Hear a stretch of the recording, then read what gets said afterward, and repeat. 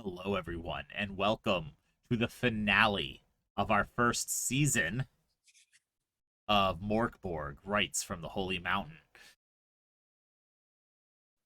Before I hand it over to Rob to introduce the game and launch into our season finale, I just want to thank everyone for tuning in so far and enjoying this series. We've been having a blast. I want to thank this cast for joining me and Robert for offering to run this wonderful game for us. And I want to thank Vin, who cannot be here today, for being an amazing human being. I want to, if you haven't already, check out our sponsors, Die Hard Dice, 1985 Games, and Session Zero Clothing, as well as Free League and MORK BORG, or Stockholm Cartel, for sponsoring this game and for giving us some fantastic content to work with. And without further ado, Rob. Hello. I love DMing. It's stressful, but I love doing it. And I love finales. And I am excited that we are already talking about the next thing that we're going to do. And this whole thing only happened because I happened to be watching Ian and Dan, both of you guys, talking in like a stream. Like you came on like Dan's show, and Dan was like interviewing you, and both of you were like MORK BORG. And hey, wow, look at all those subs. Yo. Casual nerd. Thank you so much. And welcome to subscribing to us, all of you who just got subs. Welcome to being a sub. That's really what I'm trying to say. Yeah, okay. Across the board, by the way. Adnan, hey Adnan. Wow, wow.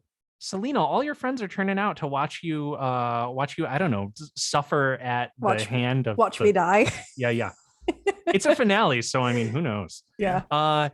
I'm Robert G. Reeve, all over social media. I am excited to bring this thing home today. We're gonna get a little meta, we're gonna get a little weird. Selina actually named this campaign. I mean, a group effort, but like, yeah, Selina. And so I watched Holy Mountain this week to prepare, and what a weird movie. Every scene of that movie could be a meme, and we're gonna see a lot of it repurposed here tonight. I'm flagrantly ripping it off for tonight's session because it's too juicy. It's, oh man. Adnan knows it. So Adnan, there are gonna be no surprises for you here today because it's just too weird to not just like endlessly homage tonight. My creative process exposed. Steal mercilessly. Selina, tell us about yourself. Hi, I am Selina. I exist on Twitter as _Uvidic. This is actually my first actual play. I have really loved just existing with this cast. I've had a great time, and I'm excited for what's to come. Yes. Ian, would you? Yes. Ian? Yes. I am done now. You Ian. are done now. It is now Ian. I've been having a blast with this game. It's a lot of fun. For those of you who don't know me, aka Selina's friends, I am Ian E. Muller. I am the founder of Gehenna Gaming. This is my channel. And we tell dark stories and support inclusiveness in gaming. So yeah, help us do cool things with that. My eyes are black because I found Raven shared cool video filters before we started earlier today. Dan. Yeah, so these are actually my real eyes. And my name is Dan. I run a little thing called Nat One Fun. You can catch me pretty much everywhere on the internet at Nat One Fun. So if you're on a website, just / Nat One Fun, you'll probably find something about me. But yeah, I've been having a blast with MORK BORG. I again, kind of reiterating the point, but you know, when we first started talking about MORK BORG, it was exciting because I was like, oh, finally someone that actually wants to run the game versus, you know, hey, Dan said he wants to play, so we're gonna make him GM. So No, I'm really excited to be here and trying to stay alive for more than 10 minutes. I am thrilled to give you two forever GMs a break. And we appreciate it. Very much so. All right, Raven. Raven. Oh, hi. I'm Raven. Sure are. Indeed. Sure am. I also am Clad Chimes, who is the sacred deity of this campaign. I don't know why. I honestly don't. Like, it's just very funny how that happened.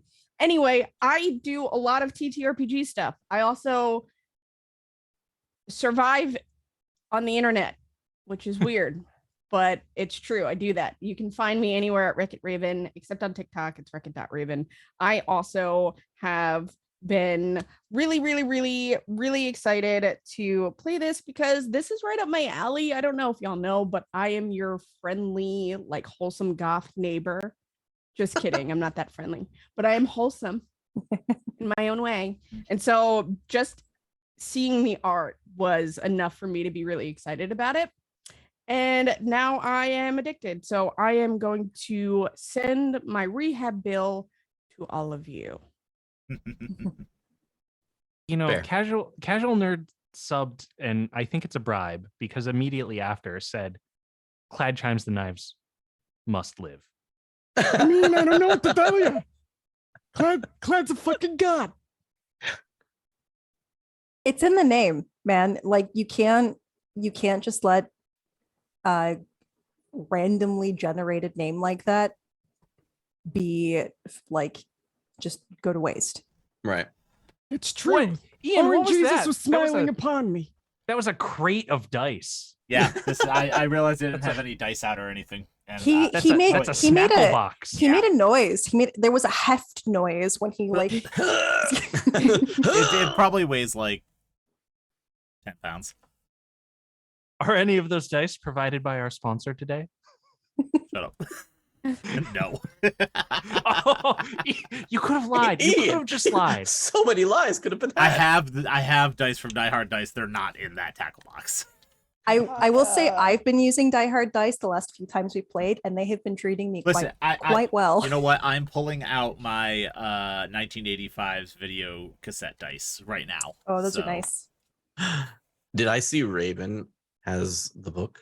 Yes, David you does know have- why? Because Selina loves me.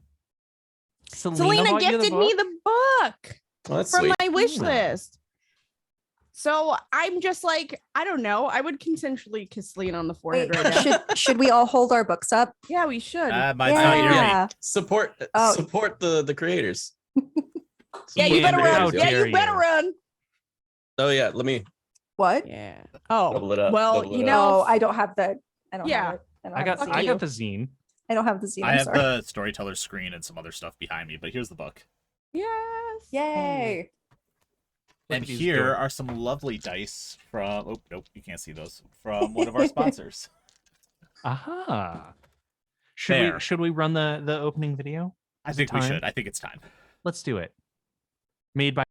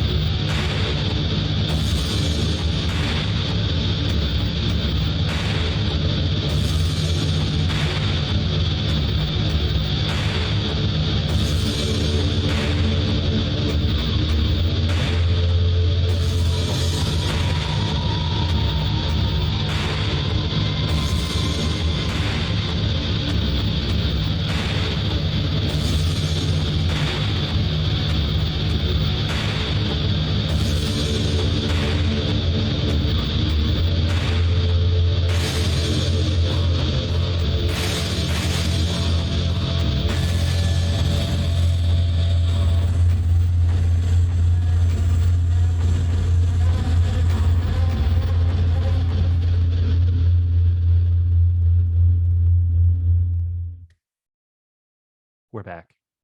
Hello.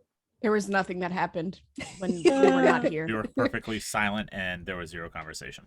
We Yeah. have so much panicked banter in the 37 seconds. It's like we try to tell entire stories in that time. And we know it's a buzzwords race. only. I think we do it because we know it's risky. That's what it is. Yeah, it's what turns me. You know what? I gotta go. Okay, goodbye. No, stay. We have to end the last session with this guy. Remember where we left off? Dan, Nope. I do remember. Pepperidge Oh. Farm remembers. Is that that's the Roach King that we killed? Oh no. Oh wait, no, it's we the were in the it's the shack or whatever. Undertaker. Yeah, it's the Yeah, Undertaker. yeah, that's right. I I'll remember. have you know, this monster is actually called the Uber Taker. Ooh. Amazing.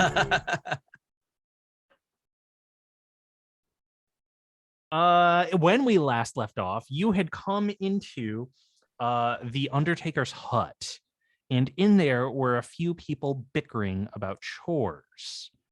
And Elke, our gilded wolf, was looking through the window trying to spy when the rest of you opened the door. Calruz was hiding in the grave or sneaking up to impersonate the Undertaker in case you wanted to pull a fast one. And Elka, through the window, saw that as Calruz was shifting his cursed form to take on the shape of the Undertaker themselves started floating up out of the grave, shifting their own form, oblivious to Calruz right behind. So you have two people who look like the Undertaker, one of whom is floating. And Elka, you are looking through the window, seeing this. You can see the open door where Magverk and Clad Chimes are standing there talking with three people: Stein, a merchant; Benzin, a guard; and Arga, a priest. Are they actually like they're walking inside, so I don't really have time to like run around the side of the shack and like alert them? I think I was standing in the doorway. Okay.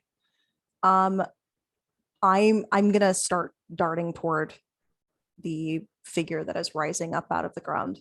So you're looking through the window and you want to go all the way around the hut to where the figure is by the front door. Yes. Okay. I know you said in the window, but I heard innuendo, and So you're innuendo. Can I make a quick amendment? So as I'm running that way. This is America. No amendments are quick. Oh wow. You're not wrong. I'm going to yell behind you and put a hand on my short sword. Okay. Through a closed window. I am Okay. Yelling. I'm maneuvering up from alongside the house, running toward them now, yelling behind you. Okay. It's one long action. I assume I hear Perhaps that. we should roll initiative. Are you initiative in this game again?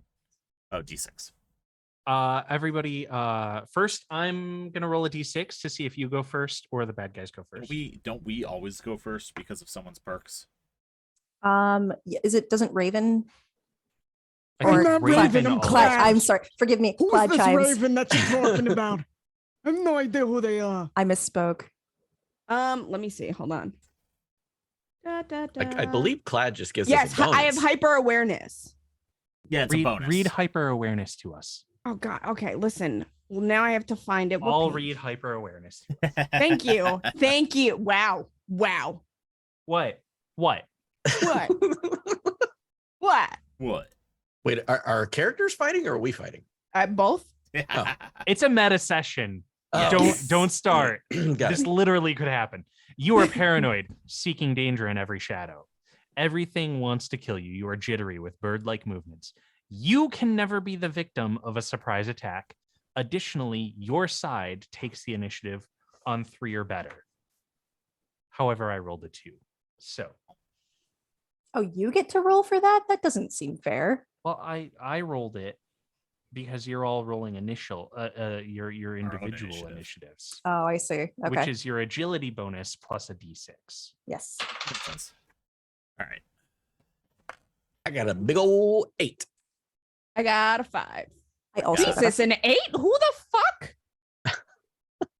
I got a 5 also. My agility bonus is 0. I got a 6. I should probably log into Roll20, if I'm running this game Wow. right. And it Damn. might be helpful, but possibly more for us than you. And to be fair, I also remember that about 20 seconds ago. The theater of the mind is so good I don't even need a virtual tabletop.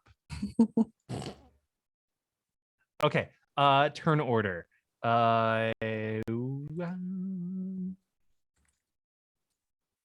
Dan's empty chair.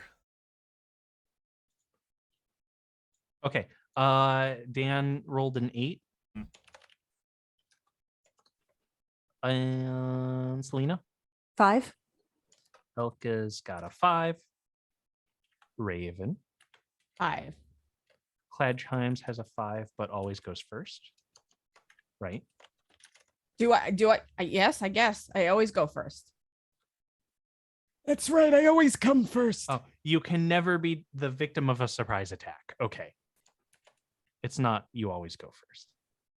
I still always come first. It doesn't matter. And Ian. I have a 6, and I do go first if it's an attack. That's why I'm getting it twisted. Yeah, I have first strike. I always act first if my action involved inflicting harm. Doesn't matter to who. Okay. Are you inflicting harm? I don't know.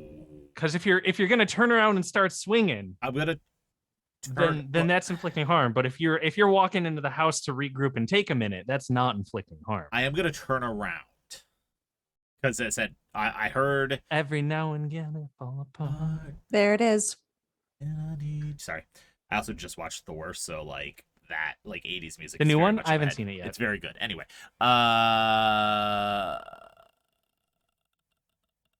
Are you Son of a- attacking or not attacking? That's all we need to know.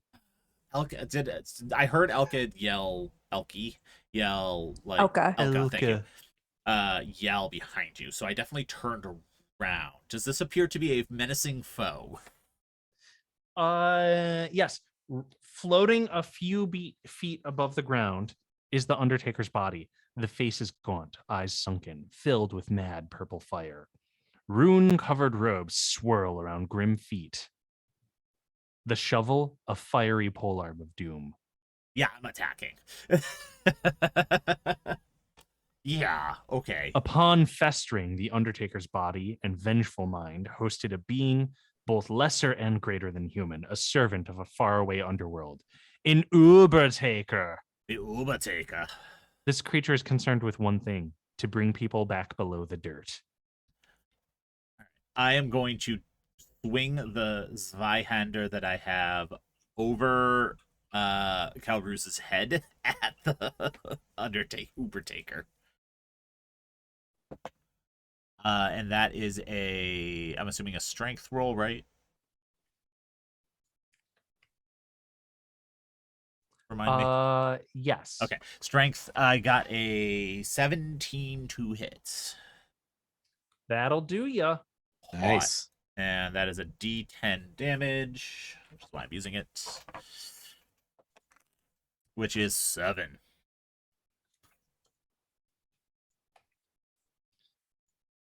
Seven damage. Yeah. Noted. And I roar as I attack. Perhaps in boy an lost attempt his- to intimidate the undead creature that is far more intimidating than I am. I'm probably scared, as I think you're about to chop my head off. Fair. I misplaced my pencil, so I have to do the worst thing in RPG history. Track everything in pen. I have to scratch hit points off in pen. Oh. I have been there, and I have done that. Yeah. You did how much damage to the Ubertaker? 7 with the Zweihander. Oh, and it's a bold pen. Oh, nice. Which I believe is also the sword I pulled out of the tree, if it matters. You should name your sword Bullpen. Oh, yeah. Bolt pen. 7 damage. Okay. Pen is mightier than the sword, so. It has a barrier of pale fire, which I'm not sure is a Nabokov reference, but it could be. So it the fire is heating your blade. And you see it's bending and buckling slightly under the pressure. Interesting. Where's my pencil? Who am I? How have I been so ill prepared? Oh, it's here. I found it.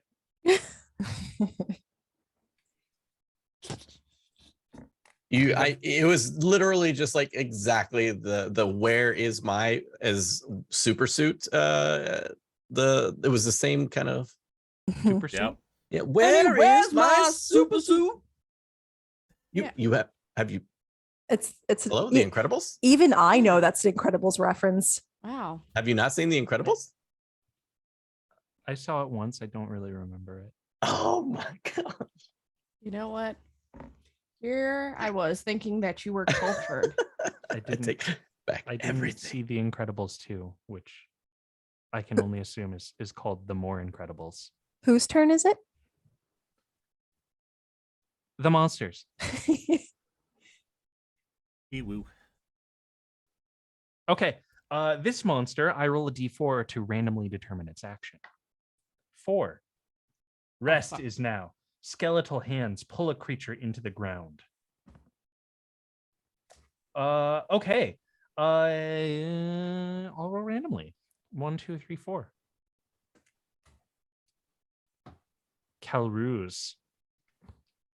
You're standing in the doorway, and skeletal hands burst forth from the ground, pulling you prone. Give me a strength test.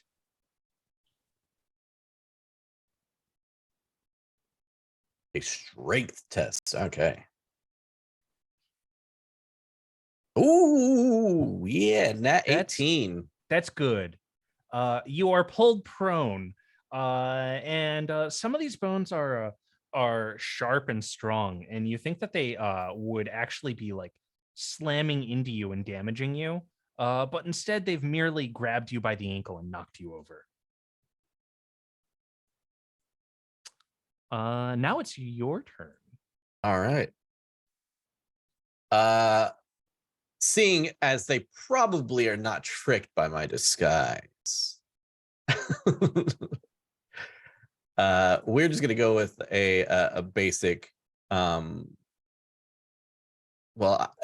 I do have the ability to change into a creature, and I want to say, if you'll allow me, that like they grabbed my leg, but then noticing that I was going down into the ground, I started to morph into my scaly self, into the lizard.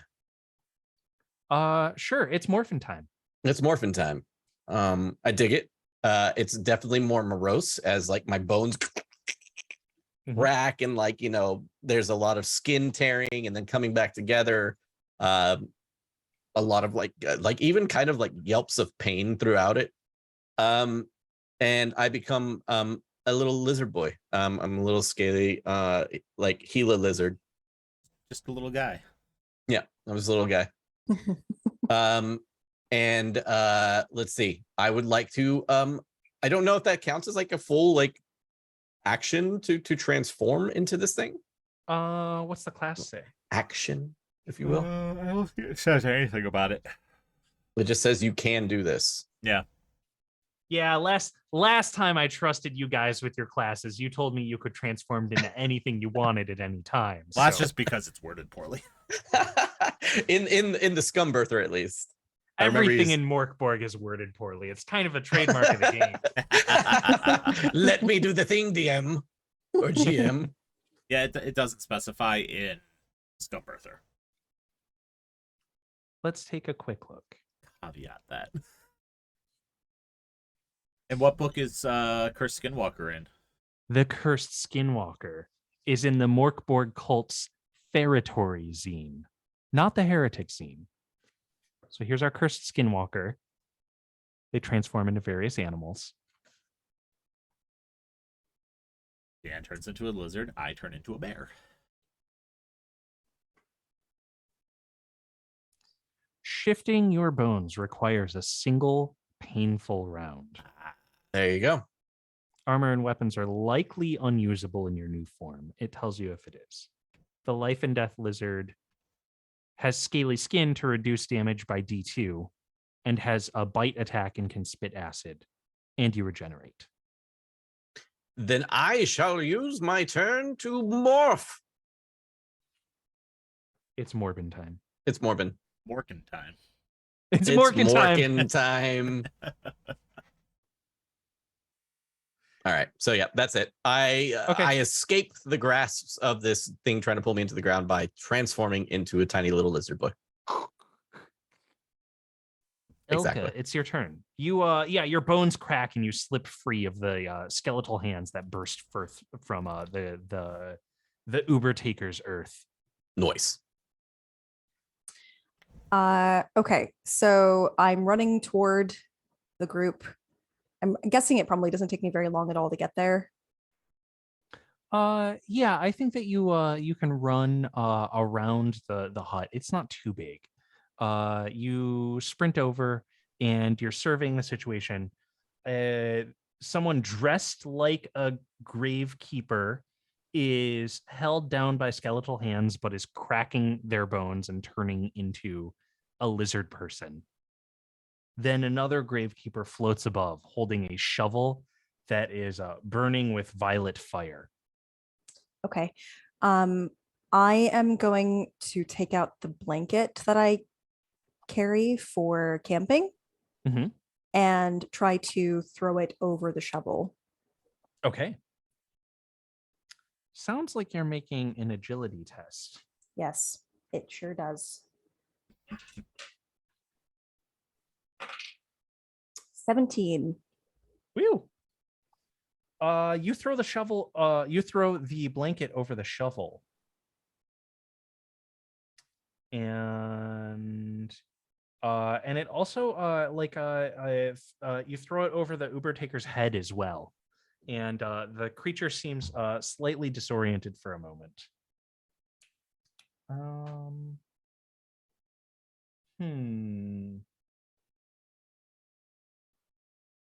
You see that your blanket is starting to smoke, and there's like an aura about the creature of all of this like smoke from the violet flame.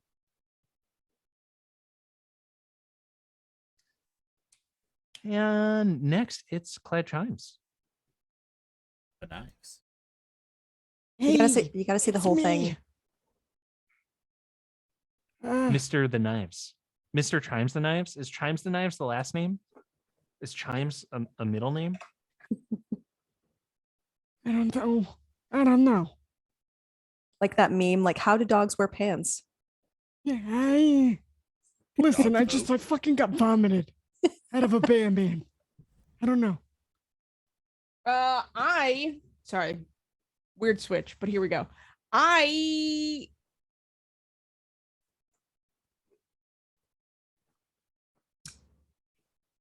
You know, No, I don't. I can't really do much. Actually, yes, I can. I have reckless attacker. I can attack the same target twice. I don't know what else it says because when you read it out loud, I tried to take notes and I failed. But I know I can attack twice and I have a cudgel, so I'm gonna, maybe swing it twice, bonk it on the head, like whack-a-mole. Wing clong. We're gonna play some whack-a-mole.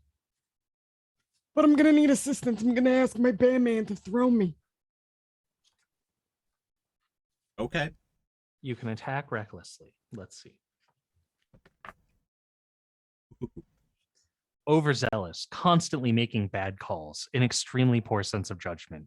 But you've lived this long, so you must be doing something right. You may attack the same target twice on your turn. Missing the second attack allows your opponent to make an attack that you can defend against The difficulty rating of your defense is 2 harder. Yeah, seems legit. Let's fucking go. Throw me, Batman. Since All I right. didn't take a move or anything on my turn, is it okay if I throw? Yeah, launcher. Him. Glad chimes. You are now airborne. Perfect. All right. So now Yeah, yeet. I have to do yeet. I have to do a strength test, correct? 2 of them. Yep. All right, let me get another A melee D20. attack is a difficulty rating 12 strength test. Okay. How do I know this? I'm consulting the back page, the cheat sheet in the back of the manual, because Armaments. MORK BORG puts all of their cheat sheets on the inner and outer covers. Okay. Does the Undertaker get a penalty to all this because he's got a blanket over his head? She's That's got a a good blanket over question. her head. Yeah, we can lower the difficulty rating to 10. So I got a 16 and a 6. Okay. So the first attack's gonna hit. Roll damage for me. That's D4. And their pale fire is a barrier aura that lowers damage as well. Oh, That's 2. good to know. Okay. What do you fight with? Knives? Okay, Jill. A cudgel. Your name is. Obviously. What do you mean, obviously? I mean, come on. What else would he Seriously, fight what with? else would Clad Chimes? What- the What do you knives think I'm gonna with? fight with? Well, but- Knives? How do you make the knives chime? You have to swing something blunt at them. Sir, that is just my name. That is quite presumptuous of you. Mhm. Your cudgel starts burning and cracking from the pale fire aura. You swing it at them, and the head of it is just turning to ash. You don't think you did any damage. I'm still whisking like past this Then, thing. with your second attack that you missed with, they are making a counterattack. You roll your own defense. Normally, it would be our DR 14. Okay. A regular defense is DR 12. Your Okay. reckless attack made it DR 14. But Elka threw the blanket, so we're gonna get rid of that penalty and bring it back down to the basic 12. So you're gonna make an agility test to see if you get hit. All right, let's see. Roll a d20, add your agility. 14. You're good. The glowing burning shovel, you see that the blanket's on their face, and they're swinging blindly with this flaming shovel and misses you.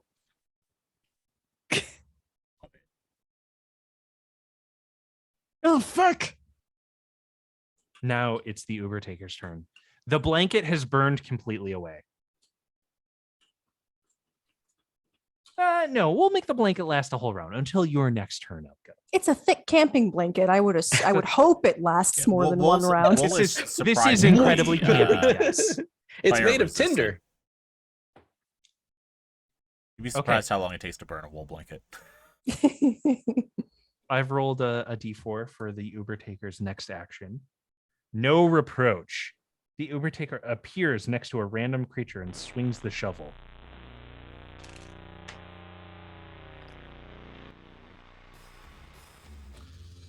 Clad chimes.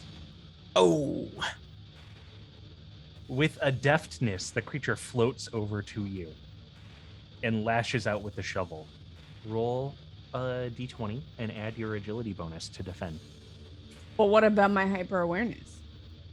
What about your hyper awareness? Wouldn't that be? No, that's not a surprise attack. I'm just trying to make it so that way Clad is, Yes, you can defend against this attack, even if you're surprised by it. with your body. That's a nat one. Oh. That's not good. Fumble. Natural 1 on defense. PC takes double damage. Oh, Armor is reduced. Holy crap. Goodbye, Clad. It was nice knowing you. No, glad. Clad chimes no. Glad. Oh. My lover, Glad- no. Does Clad Chimes wear armor? Medium, yes. Medium armor. Okay. So you're going to roll a d4. Yep. Oh, also a 1. Okay. You're going to lower this damage by 1. And I'm going to roll a d6 for damage. I rolled a 4. So it's doubled to 8. Minus the 1 from your armor, you're taking 7 damage. Goodbye. Goodbye. Goodbye. Glad. No. Also, your medium armor is broken down to light armor from the fumble. Oh, yeah, no, it doesn't fucking matter because I'm dead. Aww. This one hurts. Can we have The a dice. moment for Clad chimes? It's okay. I can I can help. I mean, Okay. I have 3 hit points. I'll take my knife You can't just become Clad chimes. It's not the same. That's and I not- will chime a knife in honor of Clad Chimes. Hold on. Hold on. Hold on. Hold on. We're trying to see if I we can have- save Glad Chimes. Yeah, I might be able to save her literally with one of my skills. Oh, wait a minute. Can I? Well, it's Calruz's turn. Okay, go ahead. Sorry. So, may I use my skill called Butcher? Which means that if any ally dies around me, I can roll a DR12 agility in an attempt to heal them. Yes. Okay. When any ally dies, test agility versus DR12 to perform rapid life-saving surgery, rendering them broken instead. See? I literally have a thing.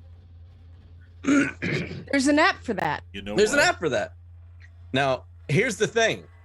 That's a hard roll. but I get to roll with advantage because I have lucky. So, This lucky butcher here. the lucky butcher. Oh my god. That's a 1 for You the rolled an first roll. 18 and a 1. No. That was just one single roll. Okay. The 18 was my last one. Let's see if I can get better than a 1 this time. You can't. God dang it. Do you know why you can't? Why can't I? Because Lucky says you Oh still my fumble God. if either of them comes up as a 1. Yeah. Your luck must Bad run out things eventually. happens. You can't even use an omen. No, because I don't have omens. That's the point of lucky. It Lucky takes away omens. omens. Oh, that's right. Nope. Jeez. So, okay, I rolled a 1 on trying to heal my friend. What happens? You rush over beneath Raven, the Uber taker. Raven, there was something that wanted Glad Chimes to die right now. It's because Clad was a favorite. It's fine. Oh All the favorites my die. God. That's fair. Sorry. Yeah. All the favorites have gotten pretty brutally murdered. But I'm gonna put it on a shirt. R.I.P. Clad Chimes. Yeah. Rip Glad Chimes Yeah. and knives. Yeah. Yeah. Raven, let's. I have a design. Let's idea. coordinate. Yeah. You got a gravestone with like knives on it and chimes. I Yeah. dig it. I dig Yeah. it. Sorry, Nine- Rob. nine What were you knives. saying? What happens? You rush over. You're ready to prepare prepare Clad Chimes for surgery. You are holding whatever I'm a makeshift lizard. weapon. You're a lizard. That makes this You are a even lizard. better. Like putting on your little like cap You're, and mask. you're and sprinting gloves. over on. You're sprinting over on all fours. You slap on a mask. Your chameleon eyes are moving independently, assessing threats in the area. You've got one eye focused squarely on the Uber taker. You've got another eye focused on Clad Chimes. You reach out with a mighty maw. You realize the mask is covering it. You dive your entire face into the wound, and you accidentally clamp down too hard on Clad Chimes' aorta, but you know that you can definitely still make D4 rations out of this corpse. Yes. Okay. Good. At least I get something. Roll a D4. But the meat's all pale, Poor right? baby. Yeah, there's Like- I'm a pale one. It's like pale, gross, like jiggly meat. Now, conveniently, we're in a graveyard where we Mhm. already rose from the dead, so I feel like another corpse is just gonna pop right up next round. I tried. Listen, I'm preserving Clad Chimes right now. So y'all are gonna have to give me a minute because Oh, you're I'm good. copy pastaing everything into a Google Doc because he will live on forever. I saved the decrepit one as well, so Let me make. Okay, we have fresh meat number 5 here. All players can control it. So grab fresh meat number 5, the character sheet ready to go to be scum birthed, and you can keep Clad Chimes a sacred little artifact. Meanwhile, it's Magverk's turn. you hear a mournful howl as Magvert rushes over to Clad Chimes' body, finding it beyond any hope of saving. And I grab the closest, heaviest object I can find, which is in a Gravestone. graveyard, probably a gravestone, and I smash it into the Uber Taker. Give me an attack roll. That is a nat 20. Shut the hell up. Beautiful. What the heck is going on? On a critical, attacks deal ×2 damage and reduce armor by 1 tier. That was excellent timing. Roll damage. Perfect timing. What is the damage on a gravestone? The That's biggest a one good I question. can pick up. Let's use your Zweihaunter damage. Okay, so it's a D10. Ooh, this one just has like a really cool ass like cross or something like that on the top of it, and you like stab him with it. I rolled a 10. Ooh, You rolled a 10? I rolled a 10. Okay. I'm not even kidding. 20 fucking I days. can't move my This is camera like a- easily, or I would show you without. I touching will it. just tell you this as well. While this is going on, Clad's like little rat friends are now like scurrying up and eating him. Sure. that feels appropriate. Yeah. Y'all, the dice told a story just now, and I hope Yes. you appreciate that. They truly did. A story of revenge Yeah. from Clad Chimes' bear man, who Clad Chimes hangs out in the stomach of. And you know, they were roommates. They were They were roommates. Yeah. So I hit the Uber Taker for I believe 20 damage. yikes. When you smash the Uber Taker's skull, you see the skull canters back, and violet fire bursts out of the eyes, and the fire is dimming around it. But then you see the head snaps back. Oh, Its bones are loose, barely held together. The fire dim, but the creature still clings to unlife. You can tell that this pale fire barrier is weakened, though. Okay. So it's kind of like the first health bar's gone. Yeah. Okay. And now it is Elka's turn. I'm birthing. Okay. You're birthing some scum, Raven? I am going to. Oof. Sorry, I'm consulting my character sheet.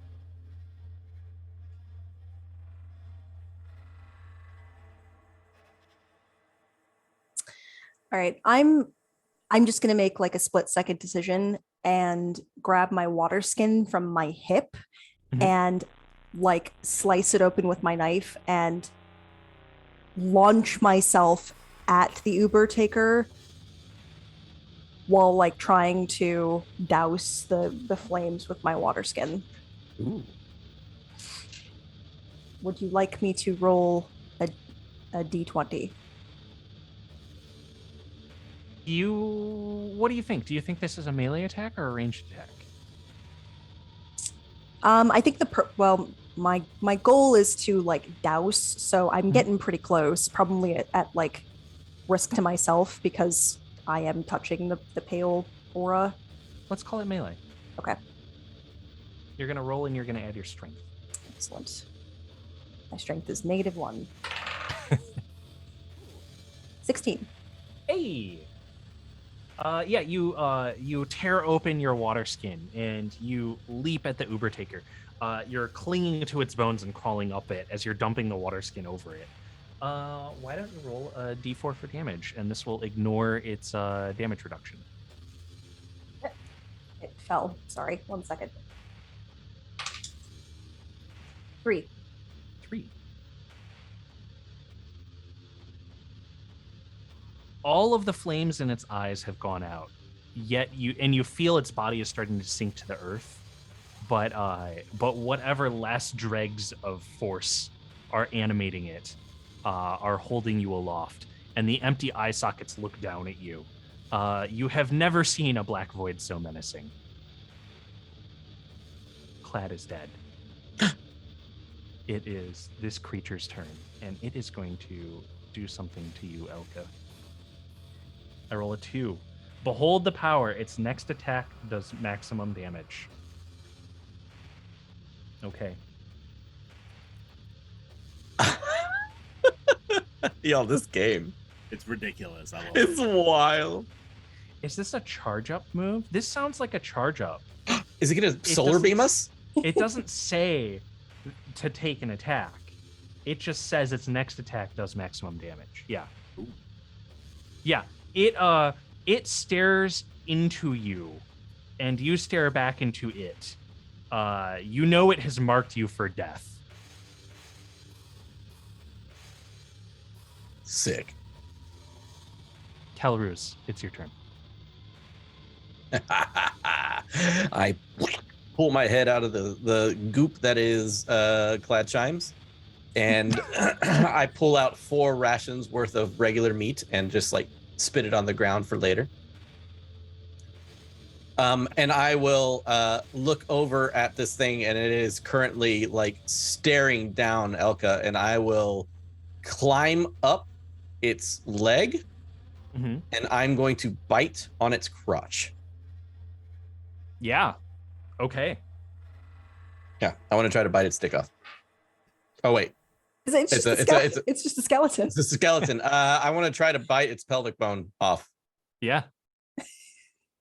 You're biting a bone. Understood. Yep, Either way, for it sure. still works. Let me get that bone. Give me a strength test. Let's do it. Boom. God bless. Oh wait, hold on. No, have lucky. Oh wait, You're no. lucky. Did I lose lucky, or does it just mean that I like got shit on? You just got shit Yeah, on you that just turn. get shit on. Okay. Yeah, you get to roll again. Hope it's not a 1. Okay, there we go. Oh, you're Back lucky. to an 18. You're tangled up in this thing's robes, but a convenient wind blows them off of your face, exposing the skeleton. Yes. And you then sink your teeth into it. I Roll do that. damage. That is 4 points of damage. You start noshing on the pelvic bone and the base of the spine, and you pull the lower half of the body free from the upper half. You and the lower half of the body collapse to the ground, and Elka and the upper half of the body collapse to the ground nearby as well. Elka, you and half of this creature fall 6 feet under the earth into the grave it rose up out of, shovel and all. Ah. Wasn't it an open grave though? Right. Yeah. Yeah. Yeah. So They we're not fell like into it. we're not gone. We're just Yeah. in a grave. See, I had concern for a moment. I was like, wait. Concern. Yeah, you fall into the open grave, and the skeleton that was staring you down is still staring directly into your eyes. I was hoping that would break its concentration. Or is that just where the skull happened to land? Elka, what do you do? I grasp the nails that I keep on my belt, Mhm. and it's iron nails that are kind of like fisticuffs, and I just punch my fists down into his face, or into the eye sockets rather. You drive your Wolverine claws into this thing's eye sockets, and the nails slide right into the dark abyss and are sticking up out of them. Oh, cool. Wait, The head lolls back and is no longer moving. Nice.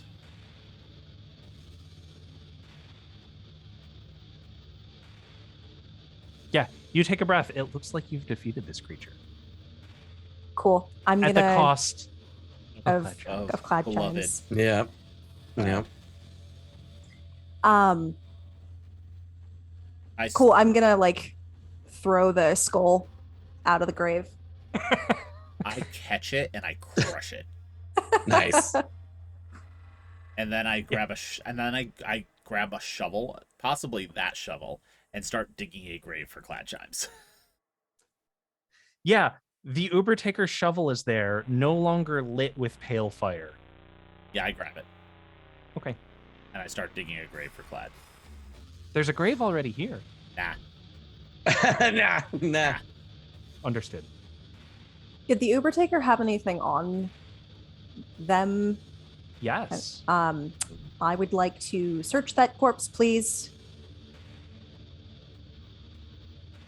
Her robes are covered with tattered runes.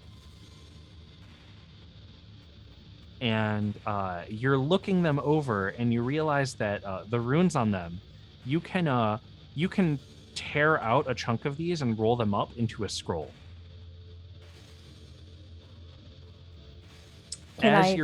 Sorry.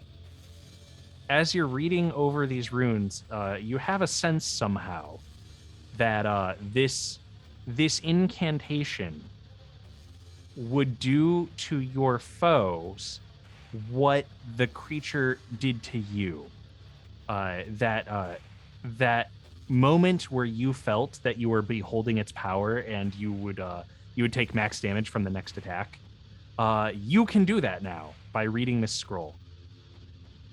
Behold the power. You up to D4 creatures, so you and possibly allies would deal maximum damage on your next attacks. Ooh. Damn. I dig it. Yeah. I'm going to pull the robe off of the Uber Taker's body and drape it over myself. Okay. Does the shovel have stats? The shovel, it looks like the shovel does D6 damage.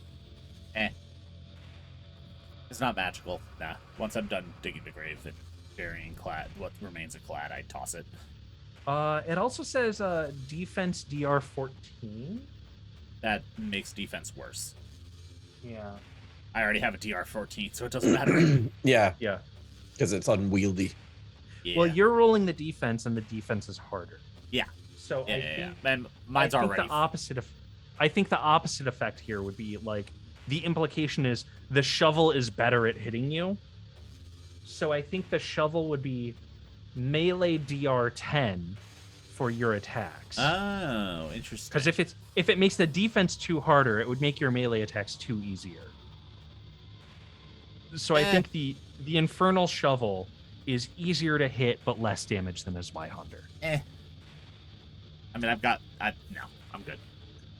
All you got to do is roll like nat 20s all the time, and Yeah, like heads will roll. It's fine. Yeah. Plus, a shovel just isn't as cool. As a two-handed sword. Yeah. Oh, that's a shovel. It's also less damage than my claws and like maw, my shift, and just like bite people. So. Speaking of shifting, was there anybody in? I remember Clad was inside of the hut when all this went down, and they came running out. Is there anybody else around? Oh yeah, Yeah. the guys that are in the hut. What are they doing? Yeah. Yeah, they were cowering in there. And you see that each of their heads are lining the doorway, kind of peeking out, like looking at each of you. I turn I'd- around. Sorry, go ahead. No, I was just gonna say I spit acid, but like off to the side, like Hit the to door frame. like like hit the door frame, just to warn them. Like, what is this? But I don't say anything. I turn. Sorry, go ahead. I say I turn. Assume. Well, no, I'm probably still burying clad. Y'all go. I'm gonna like stroll through the doorframe and push through them, like draped in the Uber taker's robe, and say, "We've defeated your master. Talk. Why are you here? What is this place? What was that thing?" The guard says, well, we had come and killed her ourselves. And we had awoken, perhaps like you in the grave here. And we had awoken and we confronted her. The Undertaker is the only one who knows the escape. But she refused to cooperate. She would not tell us the information we wanted. So we killed her. The first time. Have there been other times? Well, the second time you killed her. Excellent work. Thank you. How long in between each time? When you killed her the first time, how long did it take for her to come back? Well, our time was about, I don't know, time. Why am I looking at my wrist? 3 hours, perhaps? Sundial. Mhm. We got a sundial on his wrist. And then the merchant is saying, hours? More like days. It's been forever. I'm so hungry. We can't agree on who does these chores. Yes, we are working out the chores. The chores are no problem. We must find the escape.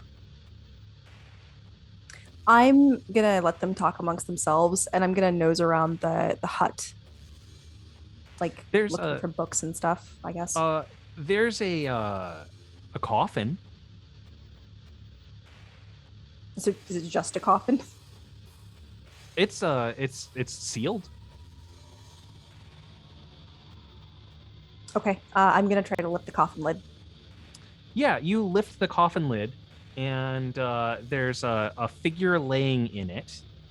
They look in repose. Their arms are over their chest, with a big smile on their face, and all of the teeth are sharpened.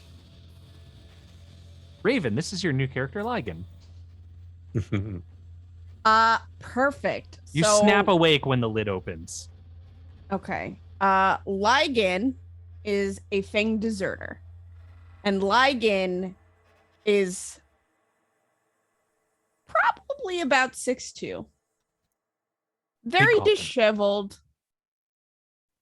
Right? Looks very, very much like an orc, but like with a shark mouth. Okay? Sick. And has like an ill-fitting plate helm from yonder days of old that really doesn't fit. It actually kind of like squishes his head in. And his eyes are yellow, like jaundice yellow. And he kind of just sits up and he goes, "Hey guys." No. I saw you even take a deep breath in, like, I'm gonna come with it. Nope. "Hi, how you doing?" I'm gonna like jump back with my iron nails raised and be like, "Who the fuck are you?" Whoa! Whoa! Whoa! Whoa! Hey! Hey, Hey! let's hang on. Let's calm. You hang on! I was sleeping! Let's calm down. Okay. Cool. I'm gonna climb up on Elka's shoulder, like, and just like look at the situation. How big are you? I was just gonna ask that. I was just Iguana this size. one was like a Gila monster, so it's just like a little. I need to Google how big because I'm thinking like Komodo dragon. No, Gila monsters are like this, like this. Like They're just small- a little small long. iguana. They're like little okay. long iguana, but yeah, like big old fat boys, like big old chunky little Yeah, they're Yeah. little Okay. chonkers. Okay. little chonkers. Got it. As that happens, Lagan just kind of looks and goes, "Hey, you got a lizard on you." Yes, I do, and he is poisonous, and he will poison you if you come anywhere near us. Who are you? How'd you get here? And I kind of just boop the snoot of the lizard. Oh, hey! I'll whisper into Elka's ear. Who is that? So, I will say, Lagan, part of his abilities is that he is clumsy and dim-witted, or dull-witted. Oh. All the above. You know, shrewd, nihilistic, chronic athlete's foot stinks. The usual. I have like blood crust around my nose from picking it so deeply. Nice. Oh.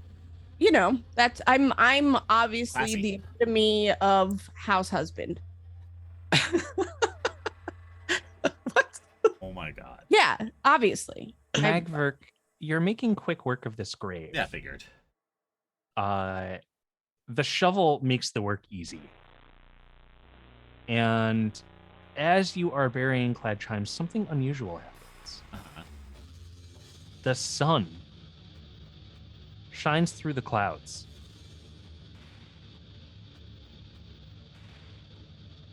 This place has been thick with mist from the moment you woke up in it. But for the first time, you see the sun. And this shaft of sunlight lights on Clad Chimes' grave. And as you look towards it, you see that cutting through the mist, the light is guiding your eyes towards a road that seems to lead out of this accursed graveyard. In the distance, you can see a great mountain, and at the base of it, a village where all of the buildings are painted with bright colors. Did we just canonize Clad Chimes? Yes. Yes. I guess it depends on if you think the sun is a good thing in this world. Fair. You hear the deep booming voice of Magver call out, "Hurry! The exit has appeared." Ooh, we're leaving! And I just kind of like jump up, all 6'2" of me, and I start Oh like my god.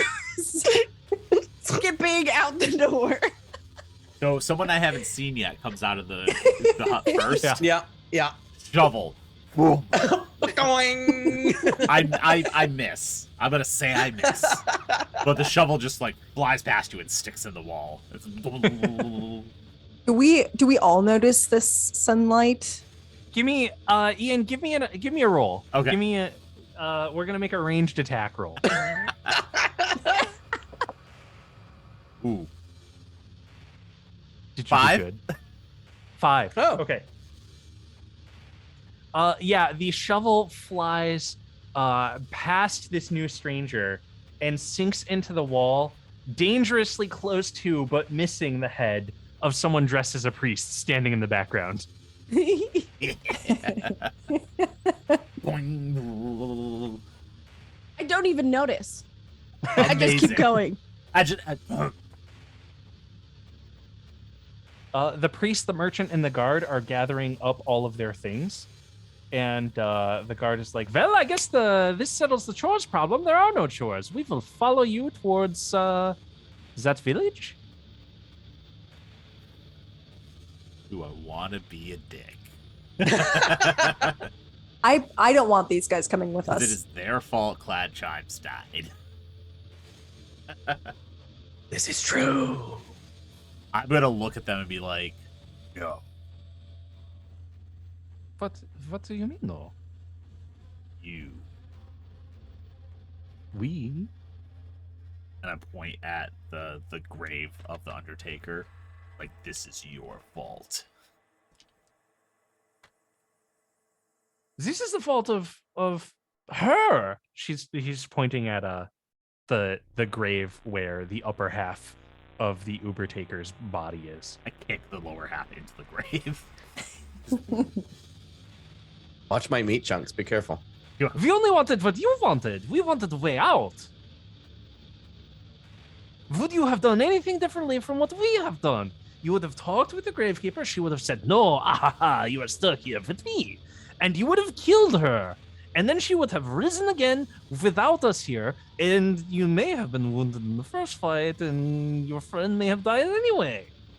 Why are you blaming me? I turn around and, like, in a very cheerful voice, I just go, nobody loves you. And I continue to, like, start skipping towards this road. Elka and Calruz, are you still in the hut or are you outside?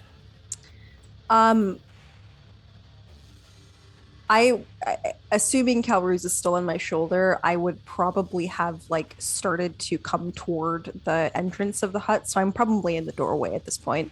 I usher you out of the doorway and then I shut the door before they in front of them. And I'm going to lean something heavy against it so they can't open it. As you are doing this, you see the priest comes over to put a consoling hand on the guard's shoulder and says, that is untrue. Necrobul, god of death, loves us all in the end. And then you shut the door on them and you leave. And then we leave. I'm like, no, they stay. Follow I'm the weirdo. assuming that they... Oh, am I muted? No, I'm not. Okay, I'm assuming that they put me in the box. What? That these guys put you in the box? Yeah, that I was in, that I came out of. You don't remember how you got here, but Okay. you remember glimpses of a grave digger digging a grave for you and putting you into this casket. The grave digger appears to now be dead. Okay. These guys didn't put you in the box. Doesn't matter. They have similar features, and I don't care to, think about it any further. Sure. Valid.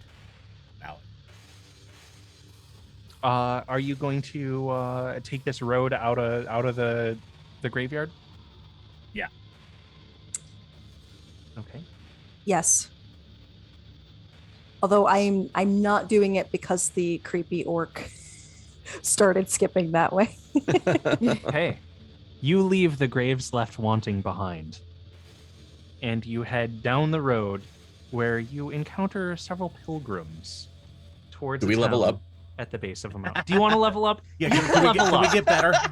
Can we get better? You can get better. We deserve it. Oh, so we're doing this Yay! now after we kill Clad. Poor Clad. We fought the boss. Clad was perfect. He required no improvements. This is true. This is true. The first part of getting better. Yeah, Ian's got it. The first part of getting better. Whatever your hit points are, you're going to increase them by d6. Technically, it says roll 60-10 if the result is equal to or greater than your current maximum HP. But let's be honest, it's going to be incredibly unlikely. So just roll the d6. I rolled a 6. Do I not roll a Wow. d6? Damn it. I rolled a 4. Okay. Am I getting better or am I just staying here? You can get better too. You're part of the team. Am I? I got a 5. Okay. Damn, y'all. Add it to your max HP. Once again, these diehard dice are treating me very nicely. Your Just first drop that character had link in abysmal chat. stats. That was before you had the diehard dice. True. Right, I know. True. So I have 12 hit points. Me too. Damn. Ooh. Double damn. What about Next. you? Oh, just kidding. Next, each of you are going to roll a d6 to see what you find in the debris around here before you leave for the Holy Mountain. Oh, now I get a 6. I have a 5, which is so Dan, you get a sacred scroll, and I get an unclean scroll. I get nothing. I rolled a 3 if someone could tell me. Nothing. You get nothing. Oh. Nothing. You lose! You lose Jacer. today, sir. What sacred scroll would I find? Why don't you roll a d10 for me? I shall. Ooh. God, what is this? Grace of a Dead Saint. D2 creatures regain D10 HP each. Grace of a Dead Saint. It's a heal for what? 2 HP? 10 HP, D10 HP D10 for HP. D2 creatures. Oh, okay. So 1 or 2 creatures get D10 HP back. Is there an AC or something like that? Or not an AC, is there a DC I have to meet in order to get that? Yeah. That's Do you what I was have the book, Dan? I do. I mean, I have. Dan, if you go down to powers on the Page character sheet, 34.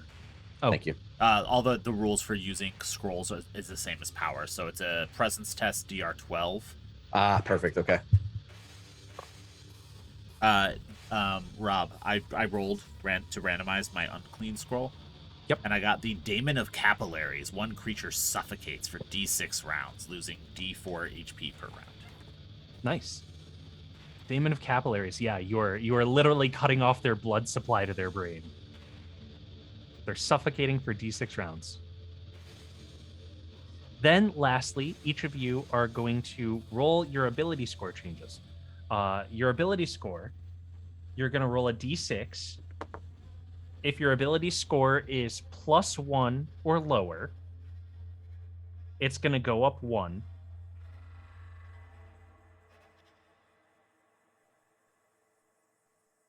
And if it's greater than +1, you need to roll equal to or better than it. Ah, okay. And you're going to do that for all 4 ability scores. Yeah, unless you roll a 1, it goes up, basically. Okay. All right. Good. And then Good. They're all 2s. Okay, there we go. I did a full level up. Then all of your ability scores are going to go up by 1. Rock on. If you have an ability score that's a 3, that's when it gets into risky territory. Yep. all of mine went up by 1. Okay. I'm a tough little lizard. I got a 3. Toughness? Yeah, I Yeah. have toughness of 3 as well. All right, so I have a strength of 3, agility of 1, Dang! presence of 0, toughness of 1. Wow. Okay. Wow. Sleener. Strength of 1, agility of 1, presence of 3, toughness of 1. And that's after all your new rolls. Yep. Nice. Cool. You know who had good presence because he was well liked? Oh God. Oh. He was Uh, very friendly. Also, just to go through all of mine: strength 2, agility 2, presence 1, toughness 3. Dang! You're loaded. Well, I was 1102, so they all went. I rolled all 6s except for presence. Anything special happen on a 6? Couldn't do it No. for Glad. No, your stats just cap out at 6. I'm now at 1, 1, 2, 3, but my HP is still 5. Oh no. Yeah. Rip. Glass cannon. Yeah. Glass cannon. So you all go through some self-reflection on the path to the village. And why don't we take a short break here? And Perfect. We will Nice. resume once you arrive in the village. Thank you, everyone, for tuning in so far. Stick around for the break because we have some exciting things to show you, including a teaser for our upcoming Cyborg series, as well It's a as sequel. sequel, Rites from the Holy Mountain to Electric Boogaloo, as well as Don't trailers touch for me. some other upcoming Working series title. that we have, and a wonderful commercial for one of our sponsors, 1985 Games, made by also Dan right here. Dan It's also always- made the it's Cyborg always teaser. He made the credits series. Dan's amazing. Dan is absolutely amazing, but he's mine. You can't have him. Also, He's a work welcome- of art that makes works of art. Also, welcome Raiders. Thank you, K. Logan Art, for rating in. Hey, welcome. Hey. We'll be right back as we're going on break, so don't go Enjoy anywhere. these commercials because they're Hello really and good. goodbye.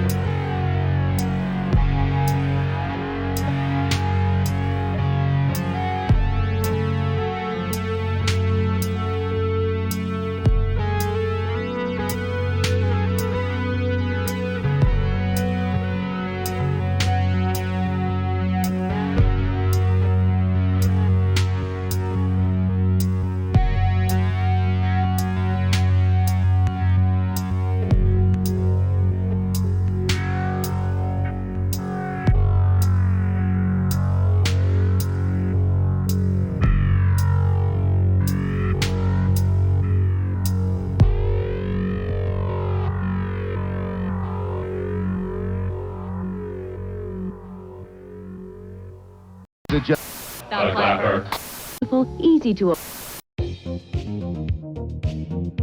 I'm bored.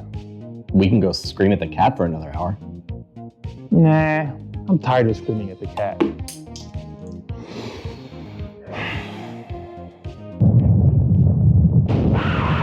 Shut up with that! Be bored no more with 1985 games. Enjoy their vast variety of products and help bring your tabletop to a whole new level.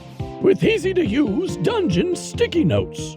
The deck of stories holds prompts and adventure hooks for any setting, and thousands of cutout game pieces with their dungeon craft.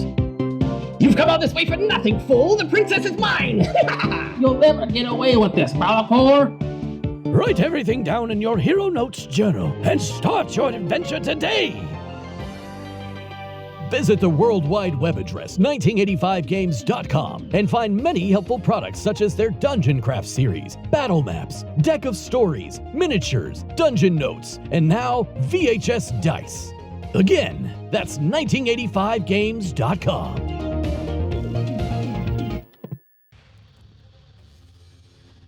We're back. You're on the road towards the village. The village is the base of a mountain. And to remind you, the world is ending. The road out of this graveyard. It has been a long time since you've seen what you think the real world is. This grave seemed to be a place walled off from reality. And as you follow this road to the village, the earth is cracked and dry. You see that mist is rising from those cracks, a noxious vapor. And the air is heavier and heavier with this poisonous mist in every passing day. The trees have withered and shriveled and died, so that the entire earth looks like a barren wasteland. Except for everywhere you look, the ground is pale with maggots. That old chestnut. I lean down and I scoop some up. Mm-hmm. And I just start like shoving them in my face. Yeah. I'm hungry. I've been in a box a long time. As you approach the village, you see that many people are heralding the plague that brought maggots. This seal that's broken. Not as though it is a sign of the end of the world, but as a relief.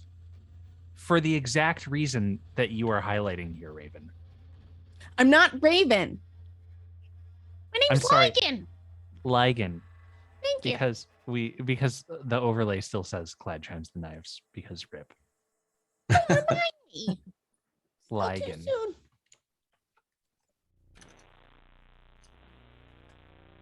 Ligon, a fanged deserter. Ligon, you are every time that you shove a handful of maggots in your mouth, they pop satisfyingly, like boba tea. Delightful. And as you're coming to this village, you see that there are people dancing in the street and scooping up these maggots, pouring them into pots, boiling them, cooking them like rice or like vegetables in a stew. And there are many priests and cultists walking through the streets, heralding this not as a sign of the end of the world, but a new beginning. None will go hungry. And, importantly, in this village, the great have been made poor. This, they say, is another sign that finally the world will be born anew.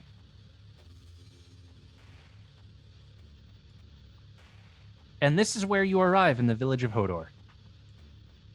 Hodor. Hodor.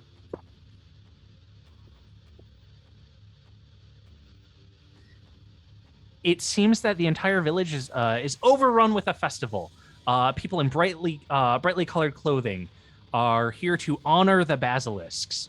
The walls of this town, earth tones. Some buildings are like painted with like a bright orange or ochre. People are walking the streets. You see children. You see tourists. You see people dressed in religious garb. And the whole town is overrun with people. Are there any food trucks You want to find a food truck? or a food cart? Elka's hungry. Yeah, and it took Elka, me so much out of it though. Elka, Are there any Elka taco is stands? right. Like Elka is very much above, just like scooping up like a handful of writhing maggots into her mouth. I mean, Calruz would have offered you some of Clad Chimes. You look around, But I didn't ask. and there is a metal box on black wheels. Is it like a grill or something? Are they like serving maggot burgers? You want to go up to it? Yeah. It is a food truck. Excellent. One food, please. And I slide over a coin. If it preferably it's not maggots, if you have anything else. You know, like the pizza things that have like the big flat head on them? It's Yes. one of those, but nailed to it are 4 lizards. Oh, oh no. I'm gonna- you hear a slight They've been scaled, so they're just like their like flesh is exposed, like you're eating like alligator meat, like they're roasted. And I boop it on the nose. it's dead. It's long dead. I don't care. I'm so like are 4 lizards worth 1 silver coin? Or is it just the 1 lizard? It's tearing off. The shopkeeper is tearing off one of these lizards and boxing it up and passing it to you. Okay, I'll take it. I'll pass the coin and I'll look at Calruz and I'm so sorry. I can't eat maggots. And then I'll just take it out of the box and like gingerly eat it like a corn cob. Then going through the streets, you see there are religious adherents holding what looks like the exact same like pizza thingy with lizards nailed to it. And there's a procession of them going down the road. The lizards have all been flayed, and if you look at them, Calruz, yeah, they look suspiciously the same size and shape as you. son of a bitch. Hey, maybe you should get under my robe. Like maybe you should hide if you're still gonna be in this form. Can I make a secret spit attack at one of them? One of the people carrying one of these things? Yeah, like let's say we pass by one and they're like looking the other way. Sure, why don't you make an agility test? That is a nat 20. Oh, It's not. Nope. It's not a nat 20. It's a 19 plus 1. it's an unnatural 20. It's an unnatural 20. I know everybody says dirty 20, but it doesn't do it for me. It's a MORK board game. It's unnatural. Many things. It's also dirty, but True, I guess. Yeah, you spit acid at one of these adherents who begins instantly wailing, moaning, screaming, drops their like wooden stake and falls backwards in the crowd, and there's like a domino effect as a bunch of these are all like being knocked over. I would like to then hide inside of Elka's like tunic or whatever the heck he's Oh, wearing. cool. So it just looks like I did this. Maybe. Uh-huh. Someone's coming up. They're wearing a helmet and they have a mask covering their face, and they're holding like a metal rod. At the end of the metal rod is like a knife, like a spear. I will make a show, like I'll pause with like mid lizard, and make a show of like I don't know. This is terrible. You gotta go talk to that guy over there. They're yelling at you, but you can't even make out what they're saying under this like thick mask. Are they being aggressive? They look kind of aggressive, yeah. I walk up behind Elka. I also are any do any of them look like they might be children? Or like close to like young adults? There are plenty of children around. Okay, perfect. I'm going to put on my crumpled monster mask. You have a crumpled monster mask. I am. That's one of my abilities, my class abilities, yes. Oh, I wanna read this. It says strikes primitive fear into lesser creatures like goblins, gnomes, and children. While warned, they check morale every round. While we're not fighting, I'm still gonna put it on, so people are scattering. Okay, yeah. You put on your mask and people do begin scattering. Some soldiers don't. The ones that don't, Mm-hmm. I am going to stand nice and tall at my full, like, 7-foot tall frame and intimidate them. Okay. Give me a presence test. Oh. That is a... Oh, my presence went up. 14. Okay. They're taking a couple of steps back cautiously. I'm not actively going at them. I'm just, like... I was just kind of, like, walking behind everyone, sad. We lost Clat Chimes. Yeah. And then when they start yelling and being aggressive, I just stand up full height, glower down at them.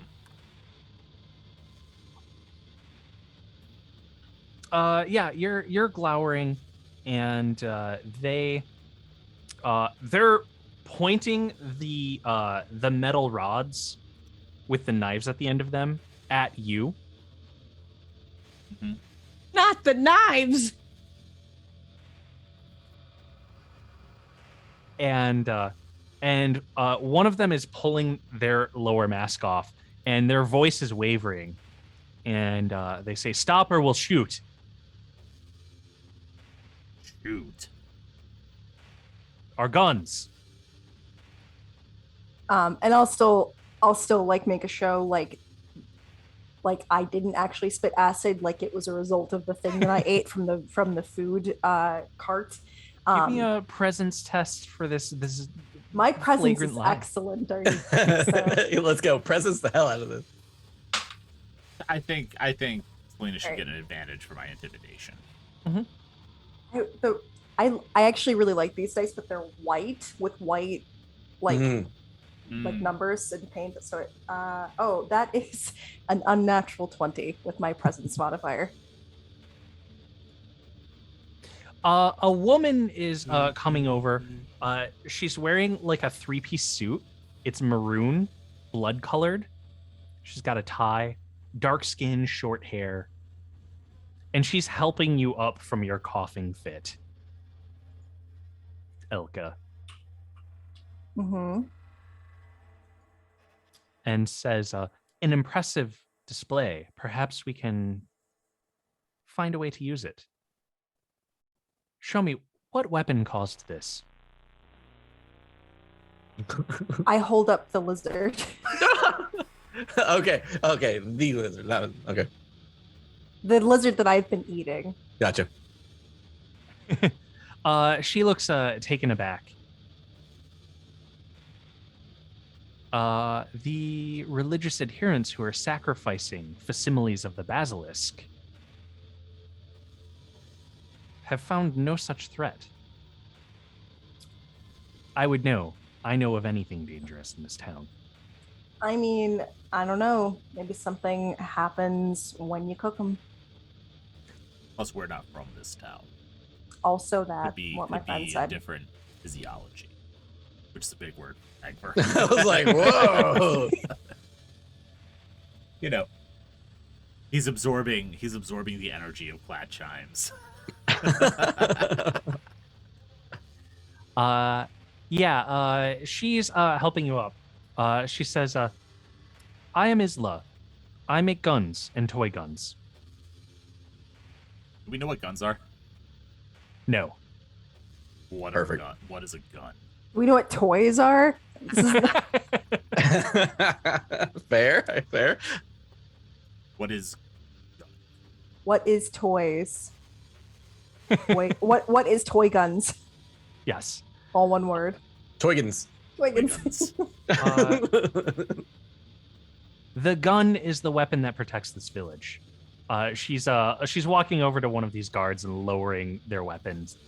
And then another guard sees that the panicked crowd is starting to kind of like swarm, and one of them shoots at the crowd. And you see what a gun does firsthand. Jeez. What is this, America? I am immediately Elka is immediately interested. Someone like where they're shot, like a burst of like not of color that's not red, like explodes out of them. What color is blood in MORK BORG? red? Anything that you've killed so far has been Has- mostly red. Okay. To be fair, what mostly color black. Is Yeah. is it? What color is it? It's looking yellow. What is this? You are in the village of Hodor, where many strange things are found. Does it look like? Does it have the same consistency as blood, or is it like? They're smoke? laying on the ground. They look injured. It's not like. Ow! So like Yeah, I just like- nudge him with my foot. like confetti. Right. Like Halo. The crowd's dispersed. This woman is like waving away some soldiers who are like marching through the streets away. Is she barring my my way? Can I go check? Can I kind of like make my way into the crowd? She doesn't seem to be barring your way. If you just want to leave, she's not stopping you. All right, yeah, I'm gonna do that. I'm gonna start making my way toward where that person was ruthlessly gunned down. I'm gonna peek my little lizard eyes at this point. I want to know what that noise was. Yeah, there's a smell like brimstone, and there is a body here, and it's bleeding. The blood is not red. The blood is yellow. The body like blinks up at you, kind of like disaffectedly. I'm gonna take 2 fingers and swipe them across the wound, and then like observe the substance. Is it blood? Do I think it's blood? Looks like blood, feels like blood, except for the fact that it's yellow. Does it taste like blood? Metallic, tangy. Okay. Bloodish. I'm just gonna turn around, and I'm assuming that crimson robed figure is near enough that I can ask a question. You're looking around for this woman who is in like a blood red 3-piece suit. Mm-hmm. Gone.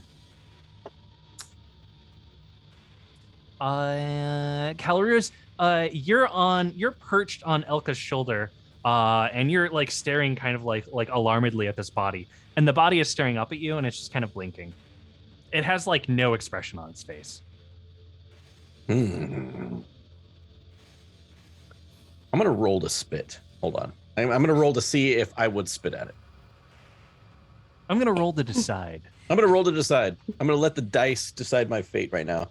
Maybe we should question him. Hey, you should probably stop me from spitting at him. You see my like cheeks start to like boil up and like get like wide, like that's the spit face. Are we there? Have we formed that bond? I mean, I have been right by your face when I spit before, so It's true. Hey, wait, hang on, hold on, close your. Thanks. I'll just like, and I'll look down at the blank-faced prone person and just say, "Hey, what's going on with you?" I am dead. Cool. And I'm like not phased by this because a lot of weird shit has just happened. So for a dead thing to be talking is totally fine. But like, what's going on with this town? What are guns? What are toy guns? We are in the shadow of the holy mountain. Time is meaningless. Life and unlife are the same. I am dead. I'll like wiggle my fingers and say, "You are not dead anymore." That is not for you to decide. All right. Well, I'm bored, so I'm gonna step over the body and continue to kind of make my way toward where the people have like started to run to. Okay. What is this holy mountain? I will say to Elka. I'll just shrug and I don't know. I'll find out later. It is a place beyond all worlds. As you're walking away from the body. God damn it, Rob.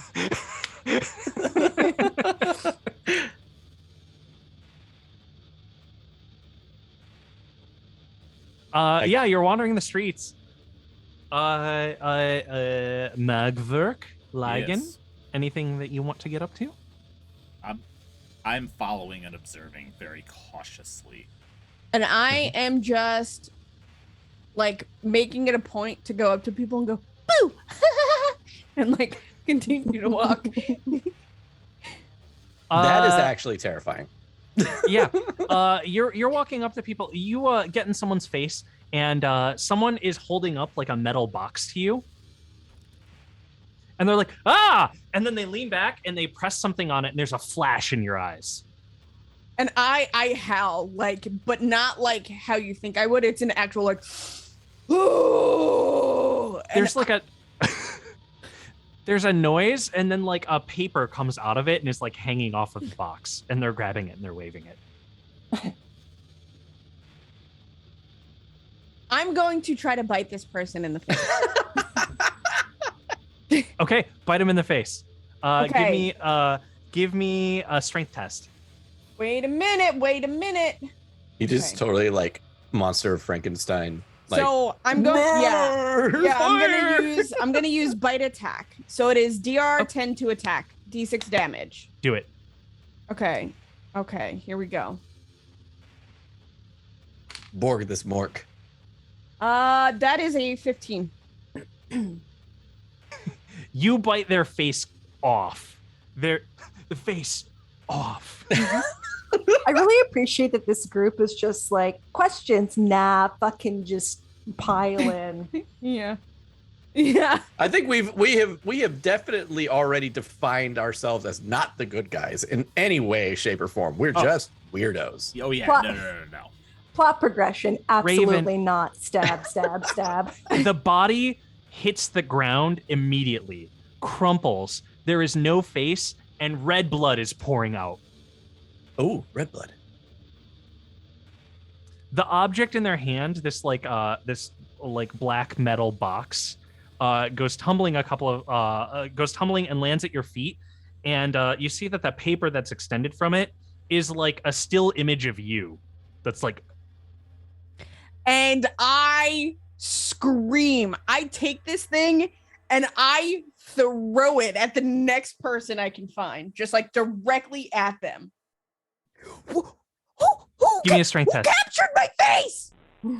Okay. No, sorry, an agility test because it's a ranged weapon. Okay.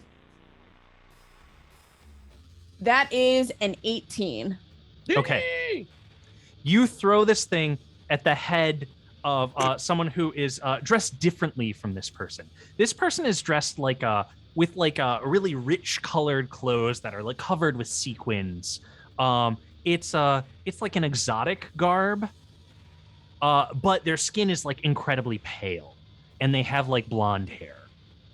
The person that you throw this chunk at looks like their skin has been like baked by the sun a little more. Their hair's darker, and you hit them square in the head, and yellow blood starts emerging, and they hit the ground, and they look like they've been killed by a head wound from you throwing the camera at them. I am gonna continue to just go on a fucking rampage. Okay. I'm freaked the fuck out. The dead body that you just threw this object at is like staring up at your rampage and says, "They're an outsider. They do not belong here. They are dead. Actually dead, not dead like me." What the fuck is going on? And I'm just like, okay, hear me out. You know, like a cat after catnip? Mm-hmm. Like just zoom in? Yeah. Me right now. Okay. All You're over the zooming place. through the streets, and you see that you just like take off down an alley. And as you do, you see that there are a bunch of like effigies hung up of a humanoid figure. And as you get close, the effigies filling the street are more of you, Lagan. Like you come here and like people are like making like statues of you, and some people are like selling them to other people. Get your heralds. Buy your herald. Whoever's saying we that, see I this? want to. Yeah, did I lose everybody? You've torn off down a blind alley. Okay. Yeah. I'm going to attack that person. You're gonna attack this person? Yeah. Give me a strength test. Okay.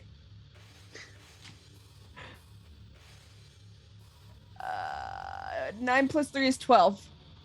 You smash their head against the wall. There's a spatter of yellow blood, and their body hits the ground. Get me out of here.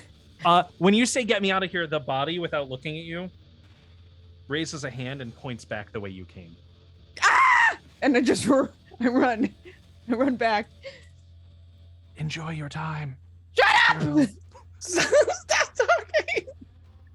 Lagan bursts back out of this alley, and the rest of you all see them emerge out of the alley, and they look fucking shook. I would probably see this as a bad time to take Lagan's shape, so I will instead Elka, with your permission, I will transform back into you. Into me. Yeah, into you. Oh yeah, sure. And By I all will means. come out of my lizard form. Hopefully not scaring too many people as I yell in pain. Some kids run by. They stop. A couple of them throw rocks at you, and the rest run away. What the? You sons of bitches. All right. And after transforming or whatever, I flick my hair to the side. And Right as you flick your hair, a rock hits you in the head. Take 3 son of a damage. bitch. It's 3 damage. Who threw Oh my that? god. Who threw that? Are you dead? Yeah. Almost. I'm going, like, I see that happen, and I'm gonna look around for who threw that. Yeah, Like a fucking yeah. boulder hit me. I'm looking around. Who threw that? There And are I'm a couple of panicking. kids. There are a couple of kids. They're dressed in like tattered rags. Some of them are laughing, and one of them is like screaming. And some of them are holding rocks, and there's one who's not holding a rock. I'm And gonna. They have hoist- an oh shit look on their face. Yeah, I'm gonna hoist my short sword and come like barreling toward them. Towards the children. Yes, Okay. I'm just crying. this isn't a children are all I'm like legit Frozen in crying. panic. this isn't a family game. Okay, cool. I will stand over them. Uh-huh. I'm assuming they're all small, so I will tower over them, Yeah. and I will say, "Who threw that?" One kid is pointing at another kid, and 3 kids are pointing at that kid. I'll ask again, "Who threw that?" And I'll like just grab a random kid and like pick him up by his shirt collar, and I'll roll for that if you want me to, Because that's a lot. No, you grab a random kid. He's pointing frantically at the one kid that everyone is pointing at. Cool. I throw that kid into the mud and I jump on that kid, and I'll just hold my sword blade up to his throat and say, "Was it you?" Someone is coming up and is tapping you on the shoulder. Ooh, I'm because like I'm standing right there. I'm oblivious to that. I'm like asking this kid. This kid is starting to cry. I'll take it back a bit. I saw that. All of a sudden, you're like, "Oh wow, I am threatening to murder a child." Children. They're fake kids. Oop. Yeah, I'll take it. I'll dial it back just a little bit, and I'll drag him over to Calruz, who is now me, and I'll just like push him kind of down into the ground, and I'll say, "Apologize." This kid is like making a blubbering noise and says, I will look down at him with my smashed in face, I assume. And like you will see like bone and like skin crackle to like take the form back over again. When you shift into your lizard form, you do regenerate the damage. Mhm.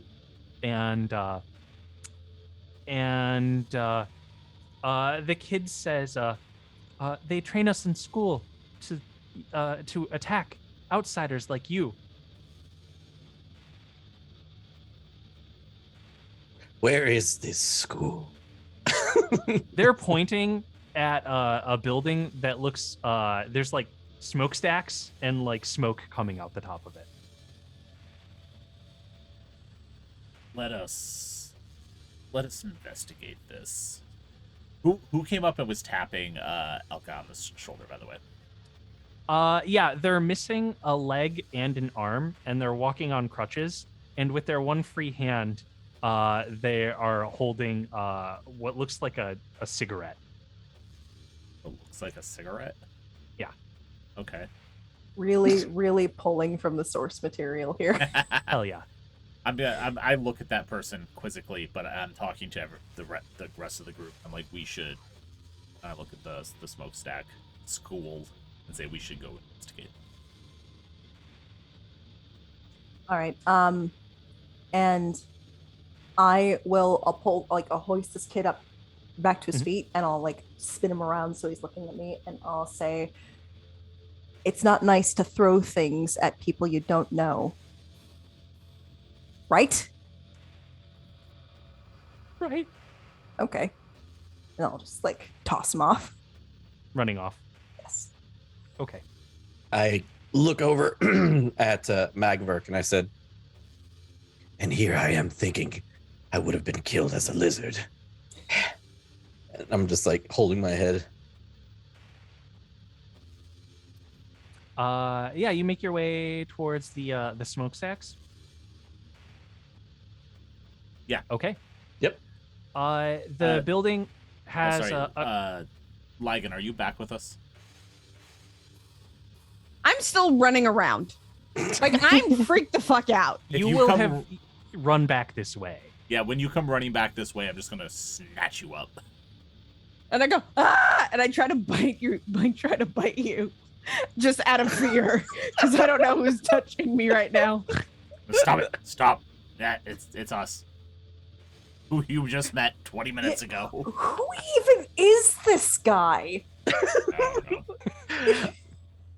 I said, yeah, you would now see two of Elka, but yeah, I would look at you and just say, just calm yourself. I just and like I'm trying to like talk and I can't produce words. You're saying, "Who is this guy, Elka?" And as you do, you see that someone's like walking through the streets with a bunch of like effigies of this guy. And like I'm Get your heralds. You're a Heralds of the New World. You're a herald? I'm going famous. to try to like attack that person, even Oh my though God. I'm being held. I'm holding you in the air. Yes, and I'm still trying to like go for it. They're like jumping back and they're starting to run away, and they're like, excellent get up. You look very authentic. Get your heralds. I'm one herald. Yeah, One herald, please. 1 silver, please. There you go. I'm not. It's like a little doll. It looks just like this person that you got out of the coffin. I am going to Sharpened fangs, helmet too tight. Yeah, I'm gonna take one of my iron nails and like stab it into the chest and like. Wow, that's fucked up. I just want to see what's inside. Cotton. I'm right Hair? here. Well, Jesus. Now I know. I mean, it's true. That's what I'm stuffed with. Cotton. Well, and that curiosity satisfied, I will chuck it into the mud. Yeah, you throw the doll. Magverk, you're eyeing this factory. It's got guards who are holding these guns. How many guards?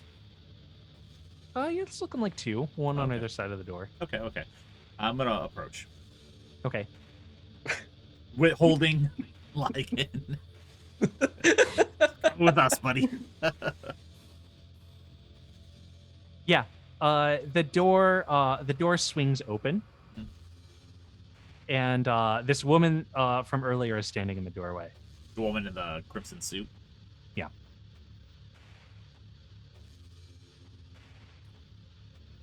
We heard this was a school. Yes, we make weapons. We make toy weapons. We train the children in how to use the weapons.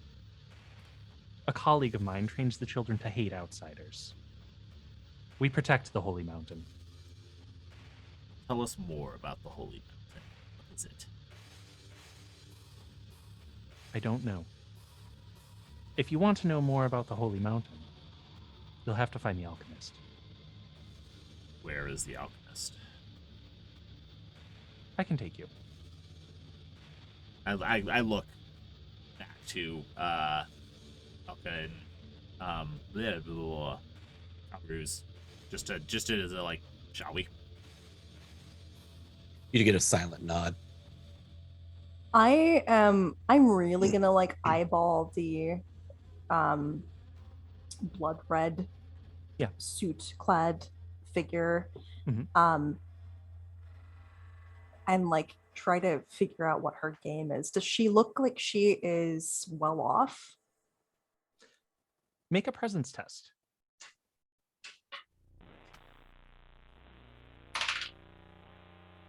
Uh, 16.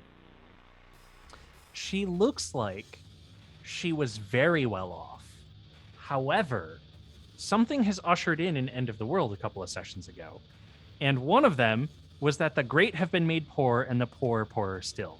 You're looking at her suit. It's dirty, it's torn, it has not been mended. You see that she has like tiny scars where there used to be jewelry in her face, but there aren't now. And that perhaps this woman has fallen on hard times. I am like drinking in these observations because I really dislike nobility. She looks like she could be a noble in this town. Okay. So are we making our way in then? Well, if we're following her to what she We're was following saying. her somewhere. Yeah. Okay. To the alchemist. I'm gonna make a point of like bringing up the rear. Okay. She's wandering through the streets with you, past a black church. Is anyone here religious? I'm actually quite the opposite. I'm very the hard word, nihilistic. Nihilistic. Fuck religion. Okay. Cal Ruse is very, very religious. No, he's not at all. He's a lizard. No, none of us are. It's a lizard. But I mean, the apparent gods of this world are two basilisks. So I mean, oh, Yeah, that Calderus would would I was gonna definitely. say. Yeah, all of a Calderus sudden, would him being a definitely. lizard is like points towards religion. Okay, we'll say that. Yeah, we'll say that Uh, there's definitely an interest in it. Sure. Yeah, you as you're wandering through the streets, you see these cultists who are carrying the stakes with the half moons on them, and you see the lizards nailed to them, and you're creeped out because they look like you. You can tell they're normal lizards, but they're arranged to look like bodies with four heads, because the world is ruled by two-headed basilisks. They've been flayed, and these religious adherents are carrying the flayed basilisks through the street. Would I consider that anti-religious then, or would it be like part of the religion? This definitely looks like it's rejecting the basilisks. There's something about this. It's really violent. All of their like red flesh is exposed, and it looks like it's like death to the basilisks. Gotcha. They're doing laps, and you're watching where they're coming and going from, and there is a cathedral made of this like solid sandstone, but it's all black. Solid black cathedral made of sandstone. And yeah, go ahead. They're coming in and out of that, and you just hear like babbling there.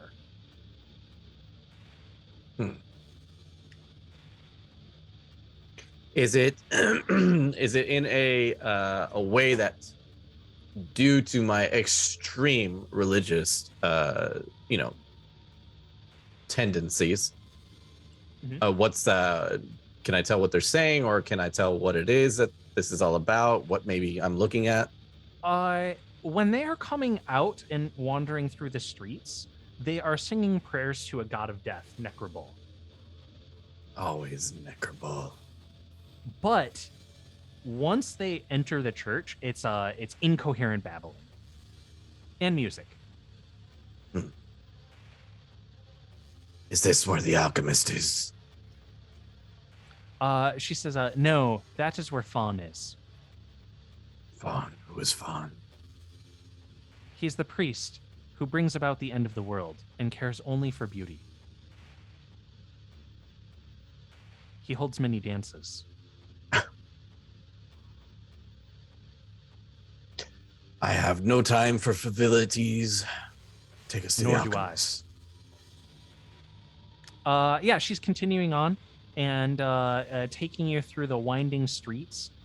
You're dodging out of the way of some chariots that move without horses. What the? What is this black magic? That is a car. What is a car? There's all those extra R's from all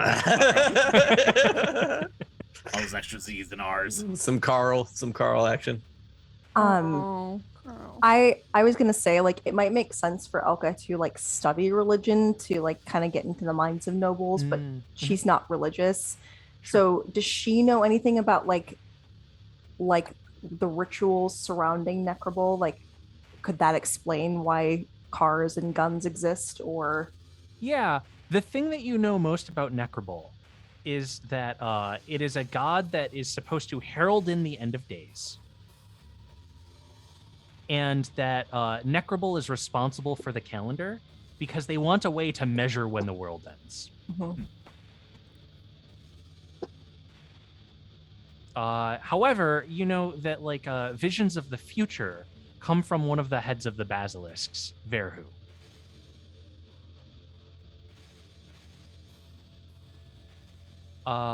The woman in the red suit says the village here, the Holy Mountain, it is a place beyond time, and the future gives us gifts. I've studied the designs of many things from the future. I offer them to you here. I want to try to bite her. Give me a strength test. I Where'd want to Dan try go? to. Yeah, I definitely want to try to Where'd bite her Dan face. go? I do. I'm just being honest. All right. I felt like That's a nat 20 plus 3. Oh my god. Describe how you kill her. No. Oh my god. Oh. Hey, dibs on her like personality or dibs on her like face. I want her honestly- suit. Can I? I have her suit? honestly just like dive in like face first, like, and my jaw unhinges ever so slightly, revealing even more rows of teeth, and I just clamp down, on her face, Uh-huh. and I just sink my teeth into the squishy parts underneath her chin, and right through her head, and I rip it off. You rip her head off. Yellow blood starts spouting out. And then, like a rabid dog, I just kind of, and then until I shake it loose. Her head, of course. This rabid dog does exactly that. Yeah, I can tell. Whenever you grab a rope toy, he's super chill, but when you grab a rope, he's just like. Okay. You tear her head off her shoulders and start shaking it around, spraying yellow blood everywhere. Elka, you Looks pull like a scene from Kill Bill. you pull the neck down. You grab the feet and you pull the body away before yellow blood spatters all over the suit, and you start stripping the suit off, leaving like a naked torso. Cool. I am. I guess I'm just gonna put the suit in my pack for now. Okay. And then, I mean, now that that's done, there's really no like. I feel like the guardrails are down on the tour, so I'm gonna start making my way over to the church. We don't have a chaperone anymore. Yeah, you strip the suit off, and the sun is moving slightly in the sky, and a shadow casts over you, and you look up, and there's a big tower in like the town square. What's the like? What does it look like? It's a giant obelisk. It's painted ochre, Mm-hmm. and it's flat on all sides. Up at the very top, there's a tiny hole. Are other people like flocking toward it? There's a bunch of people who like have stalls set up at the base of the tower. Okay, I'm gonna walk over to the stalls. Okay. And I will take form. I will take that woman's shape. Okay. You crack your bones and body, and you become the woman that Lygan just bit the head off of. Fuck yeah. But not- I will look at Lygan and I will just like hands out, be like, it's fine. Oh yeah, no, Lygan doesn't care. He just kind of nods. Okay. Okay, we're good. We're good. Yeah. Okay. All right. Yeah. Okay. Are you wearing the suit? Oh, I'm definitely wearing the suit. Oh, Alright. did you have that in mind? Were you going to wear the suit later? No, the suit's just for me for later. That's just for me. Oh, okay. I didn't know if you had like a plan with it or something. I'm like, oh shit. No. Yeah. it's- Okay. I just want to make sure like you're not naked and that. No. Okay, cool. Selina just saw it and was like, I'd wear this in real life in my head. So Yeah, I'll absolutely. take it. Makes sense. Cool. Okay. What are these stalls selling? More effigies? Over here, there's food, there's water, there's components for various alchemical rituals. I'm gonna go over to one of the like alchemical supply stalls and Mhm. start inquiring about where the alchemist is, or the alchemist's whereabouts. Yeah, a blind man who doesn't seem to know how to close their mouth, is mouth breathing at you and just goes, ugh, and is pointing in the direction of the tower.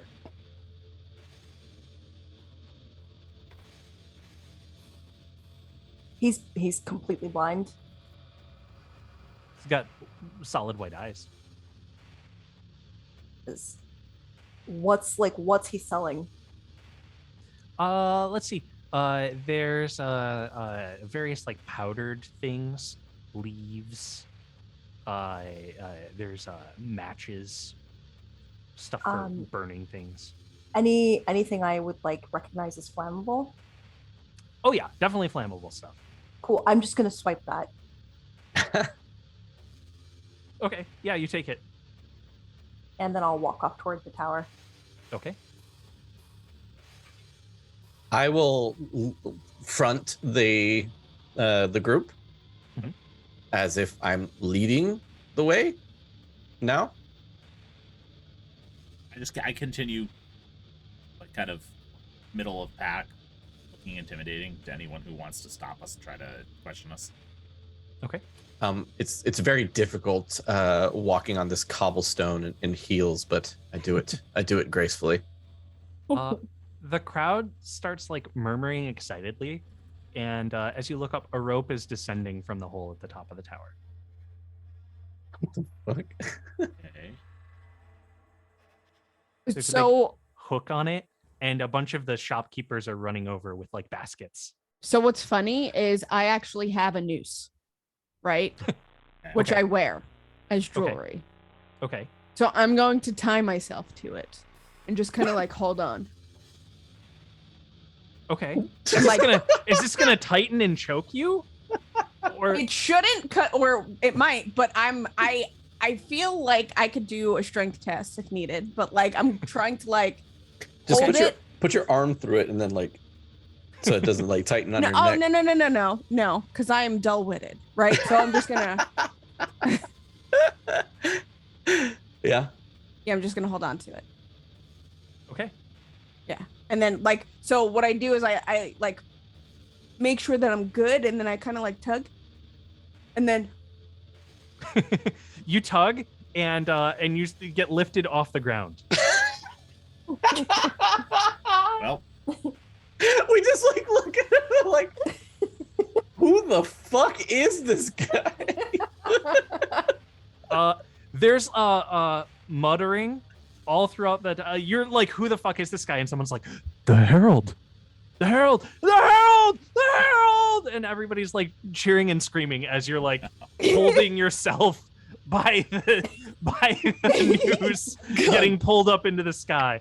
And after a painful several minutes, and like your biceps are like jacked, they're really, you're flexing to keep yourself alive. You make your way up to the top, and you're pulled up over the lip.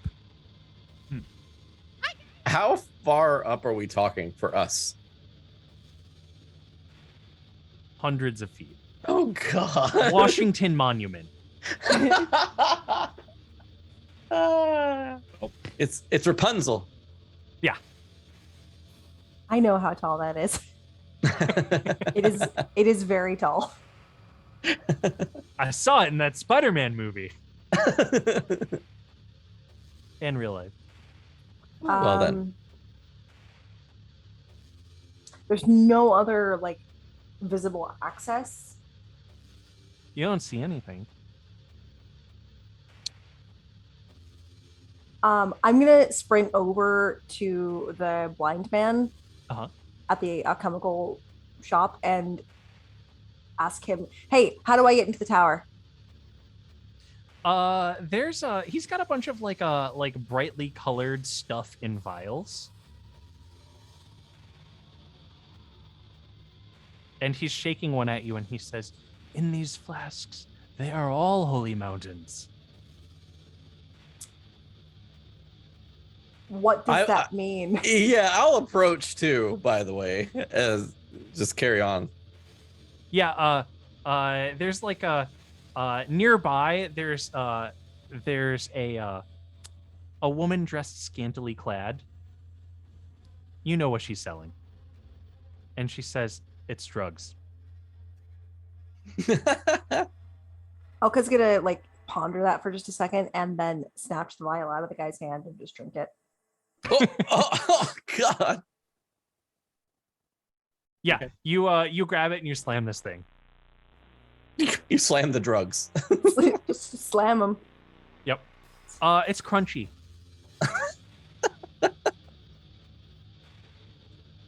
Country drugs, my favorite. Up is down, black is white. Drugs are crunchy. That's gotta be on a shirt. Drugs are crunchy. Up is down, black is white, and drugs are crunchy. Yeah. You slam these things and you're waiting. Calrus. You watch Elka do this.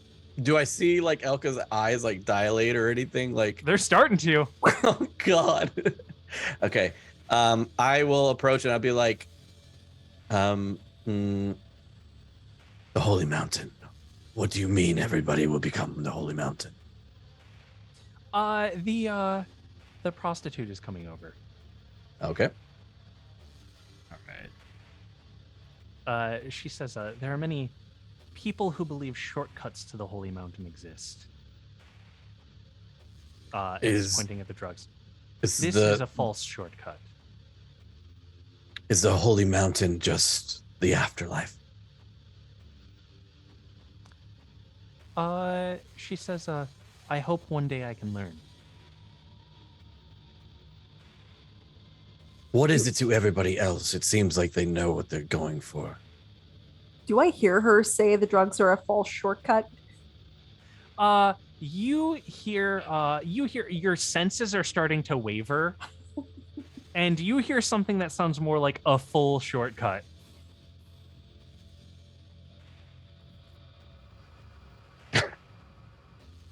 You turn back towards the tower, and the tower is a mountain, and you're standing at the base of it.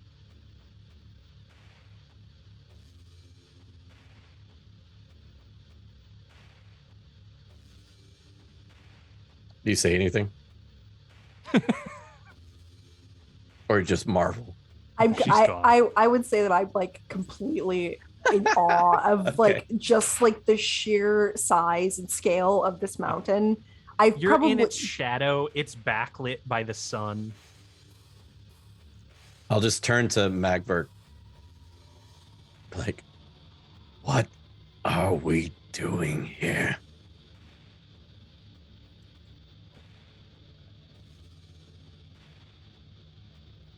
Are you not interested in what this holy mountain is? Feels dangerous. Lygan, a woman is coming to loosen the rope from your neck and help you up and carry you through a chamber that's like a rainbow of color as you're walking into the like center part of this this great tower. Really nice room, guys. Nice colors. She seems to be ignoring you. I Yeah, every 10 feet, different color. Like, kind of like the rainbow repeating. Oh, hello? Hey, I'll bite your fucking face off! You are led further into this. And sitting on a small chair is a guy with a blonde beard and long blonde hair.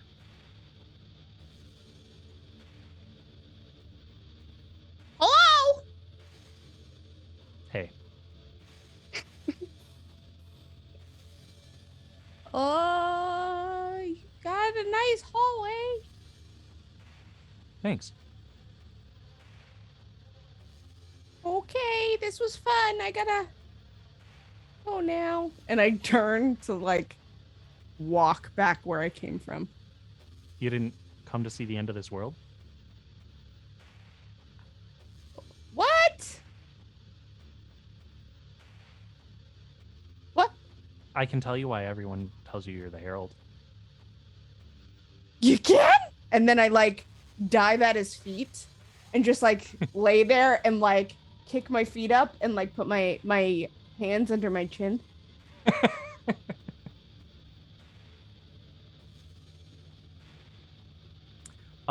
Yeah, we'll cut back to Magverk Kalruz and an incredibly trash Elka. Nice.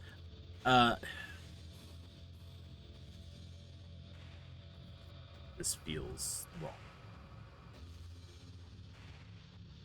Everything about What? this feels wrong. What is felt right? There. It looks like she's beyond repose here. What's going on with her? And you see Elka, who is at this point on her knees in kind of like this supplicant pose. Nothing is happening, like as far as you can tell. Like she's just like totally like gone, like blank stare, and is like kind of like heaving a little bit, where Elka is experiencing every like layer of her body melting away, but she's observing that from like a third person view. So skin, muscle,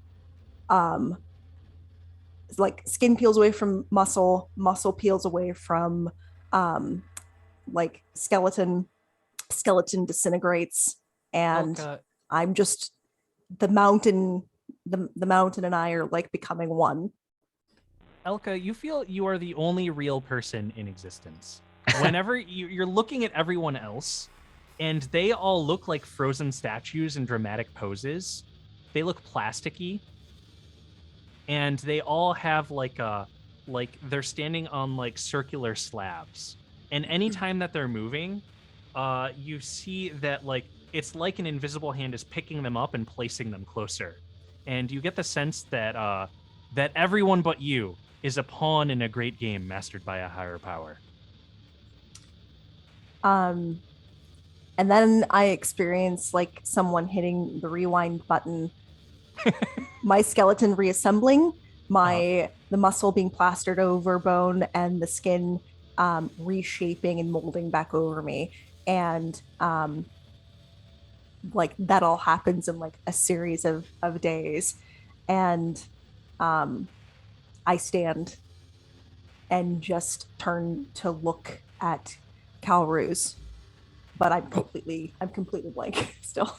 Oh, there she is. Oh, no, never mind. Never mind. Kalruz, it's been about 5 seconds. Yeah, sure. I can't tell. I can't tell if she's here or not. Oh, she's definitely not here. Look, nothing. I don't know. Should we gesture up? Should we? Do you know how to get up there? And I'll point up. Well, hey. I can climb it. But As can I. What of this one, though? I can carry him.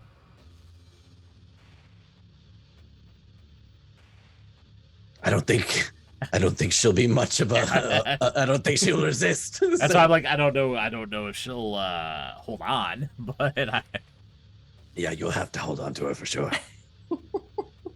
Okay. Then let's fucking do it, I guess. I don't know. All right. I'm going to before I overstep, how coherent are you? Okay. I guess I should ask what are the effects of these drugs? Is it I'm just spitballing on the fly, but I'm assuming it's some sort of like hallucinogen that you're like picking up what it's putting down. Okay. You're on a spiritual quest. I am probably like, I would say that Elka is probably like coherent, but I have no perception of the consequences of my actions.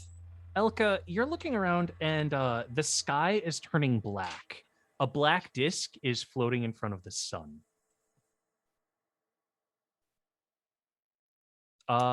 You know enough of religious lore. It's said that when the seventh misery befalls the world, a black disk called Yetsabu Nek blots out the sun and heralds in the end of days. Are kind of there. As that black disk floats in front of the sun and the world goes dark, the holy mountain in front of you, the tower, is lit up with neon lights. And it looks like a skyscraper.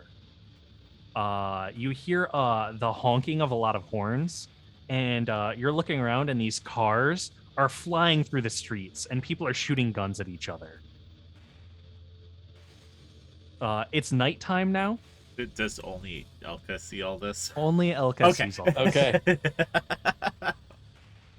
We're still like, yeah. It's nighttime now, and somehow in this like cast of shadow, the buildings have changed. They're all the same size, the same shape, but they're made of something different. They're made of glass and metal now.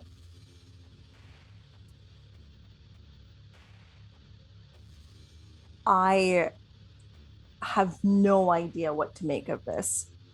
And I'm just kind of like looking wildly around, like my head is like lolling from side to side. And I will turn to Calruz and say, are you seeing this too? The blind shopkeeper is laughing and saying, yes, I see it too.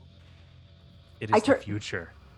I turn around like toward where the shopkeeper's laugh came from, and the shopkeeper like has eyes. Like the eyes are no longer clouded over. He can see me and he is like peering into me. He does not have eyes.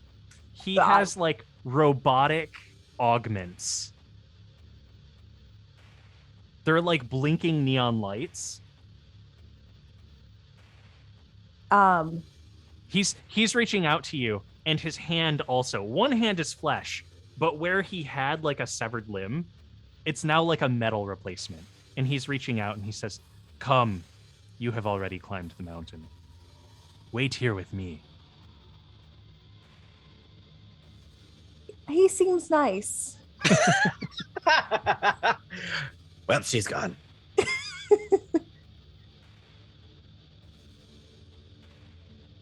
I look at you and I say, I think there's only one option.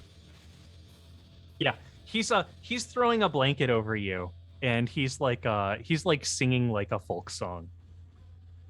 And Elka is just kind of like there, kind of rocking and looking around and like blinking like there's a bright light in her eye, even though she's in the shadow of this tower. And Elka looks pretty lost. You don't think you're getting her up that tower. Well, you can hitch a ride or you can climb yourself.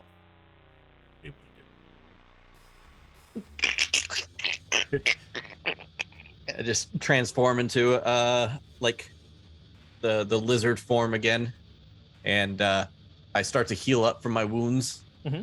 And I will take like two or three steps up the tower vertically. Yeah. and just like look at you. You're made for climbing. You can scale this thing no problem. And Magbert, I crack my neck, but it's much louder than it should be as Magbert's skeleton starts shifting. Long claws form on both his hands and his feet, and just okay, much less graceful. Literally just sinking his Sabertooth. Yeah, literally just sinking claws into the side of this tower and climbing it from sheer like brute strength. As you climb the tower, both of you tell me either your greatest fears as players What the fuck is happening? or your character's greatest fear. My character's greatest fear has already been realized What's that? as he lost Glad Chimes. Oh. Oh my god. Sorry, that was so sweet. But yeah. Clad, like, I'm just a quick cameo. Clad is like in the clouds, just like looking down. Like Happy Gilmore style, like at the end. Yeah, and then He's got Abe all, Lincoln next to him. like, sorry, storyteller, GM, what have you, but I'm taking over for a second.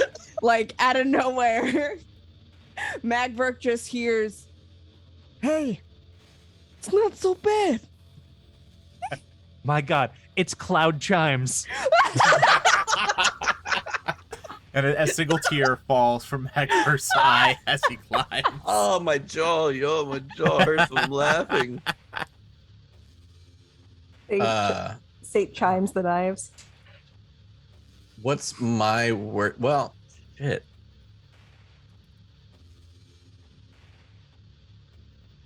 It doesn't make sense for this game because my real life fear is dying. That's fine. Yeah, you've answered the question. Okay. I just figured it was 2 on the nose for MORK BORG. I mean, Like, my fear is post-apocalyptic worlds, and my fear is cyberpunk. my fear is cyberpunk.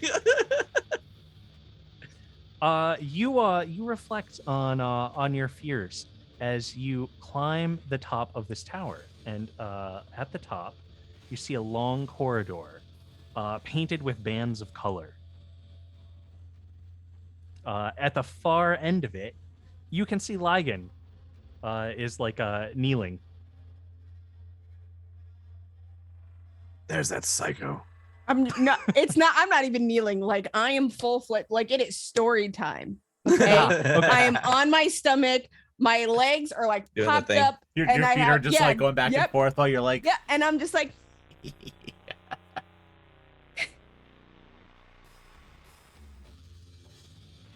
I'm going to approach like on the wall, kind of like ish.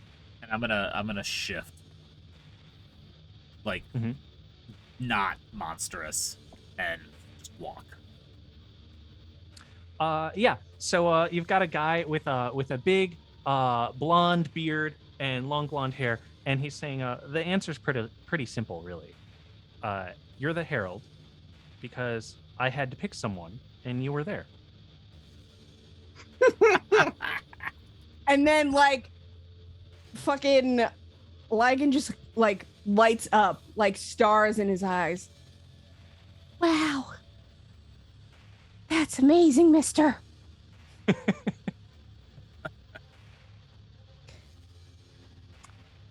Yeah, he's starting to he's pulling out like an electric razor, and he's starting to shave his beard off. Oh, okay.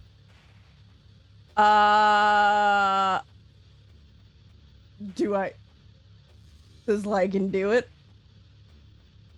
Yes. Kill him? Yes. Eat him? Lygan's gonna try to bite his face off. That scared him. Very much so. Lygan, he holds up a hand, and you freeze. You can't move. Oh. Yeah, I've seen you do that biting a couple times today. Do we see this happen as we're walking down the hallway? Yeah. Yeah, I'm just gonna keep walking up. All fucking 7 foot plus of me. Okay.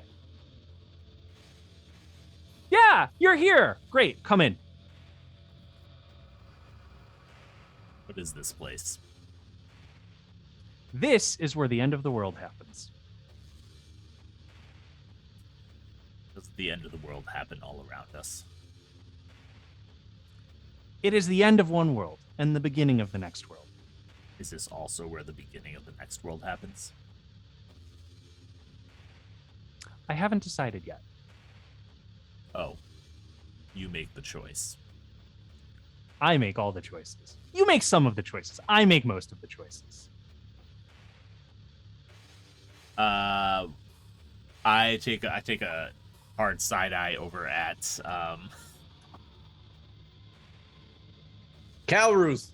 Yeah. Who is still a lizard, I assume. Yep. Yeah, I just look at the lizard. I will plop off from the wall there and just like skitter up, and just in the weirdest lizardy voice I can pose or whatever. I could just say, "I'm ready to die. Get it over with." Are you ready to die? Or do Definitely- you want to be in the next world? It makes me like pause for a moment. Yeah, like I don't. It's like yes and no kind of thing. Because Calroos, you can be in the next world if you want to be in the next world. All you have to do is ask. Is it better than this one? Probably not, but it's different. I'll take different. You'll take different. Great. Yeah. He's like pulling out a little book and he's like jotting down and he's like, kill Magverk.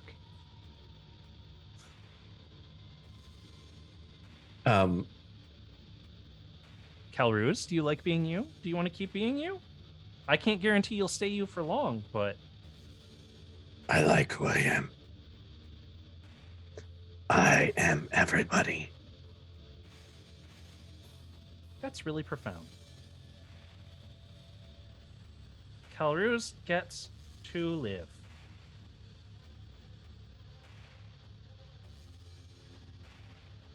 Are you okay there, guy? Lygan, I'll get back to you. I'll decide. I'm still frozen. Yeah, I feel like you're like chomping at like air. It's very like Han Solo. Yeah, he's coming over and he's like patting you, Lygan. You still can't move, and he says, I'll show you the end of this world.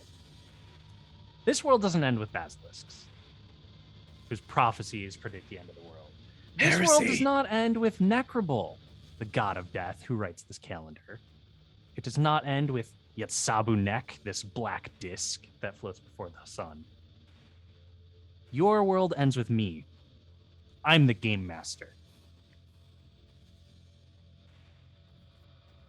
What?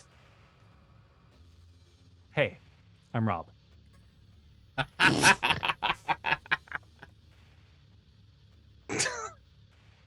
That's a stupid name. I didn't pick it. Amazing. Fucking amazing. Oh. Oh god. I hate it here so much. Oh my god. Yeah, I've gotten my notes here that Magverk, you're done. But Calroos, you're living. So when this world's done, the seventh mystery is called in. I give it 2 months to spin up this this new world, and I'll see you there. What, you thought there was going to be some great confrontation? There was going to be a dramatic last fight? I'm still stuck. We've got 7 minutes to go. We can't do a fight in 7 minutes. What does any of this mean? And I It means the game's over, guys. I just sink down to a sitting position. Just.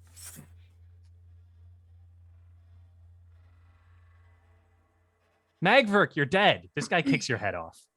Oh my god! Oh my god! By this guy, I mean me. And just full on, just, you know. Holy shit. Nice. Lygan, you're stuck there. I got to think about what I'm doing with you. After seeing you kick his fucking head off, I'm gonna try and skitter away. Like, No. hear the He grabs you nails, by like, the tail. Scraping across the stone. He grabs you by the tail and he's carrying you into like a back room. He's like, I got to show you something. I've been sitting on this. Help. He's taking you into a back room and there's a sarcophagus in there. Do you know what's in this? I've been hanging on to it. Please don't kill me. I know what it is. Yes. Oh my god. Plot putting it- uncommon. Plot uncommon. He's cracking it open, and you see a feathered hand is reaching out, and he's smacking it, and he's like, no, back in the sarcophagus. And he's throwing you in there too. And he's slamming it. Wait.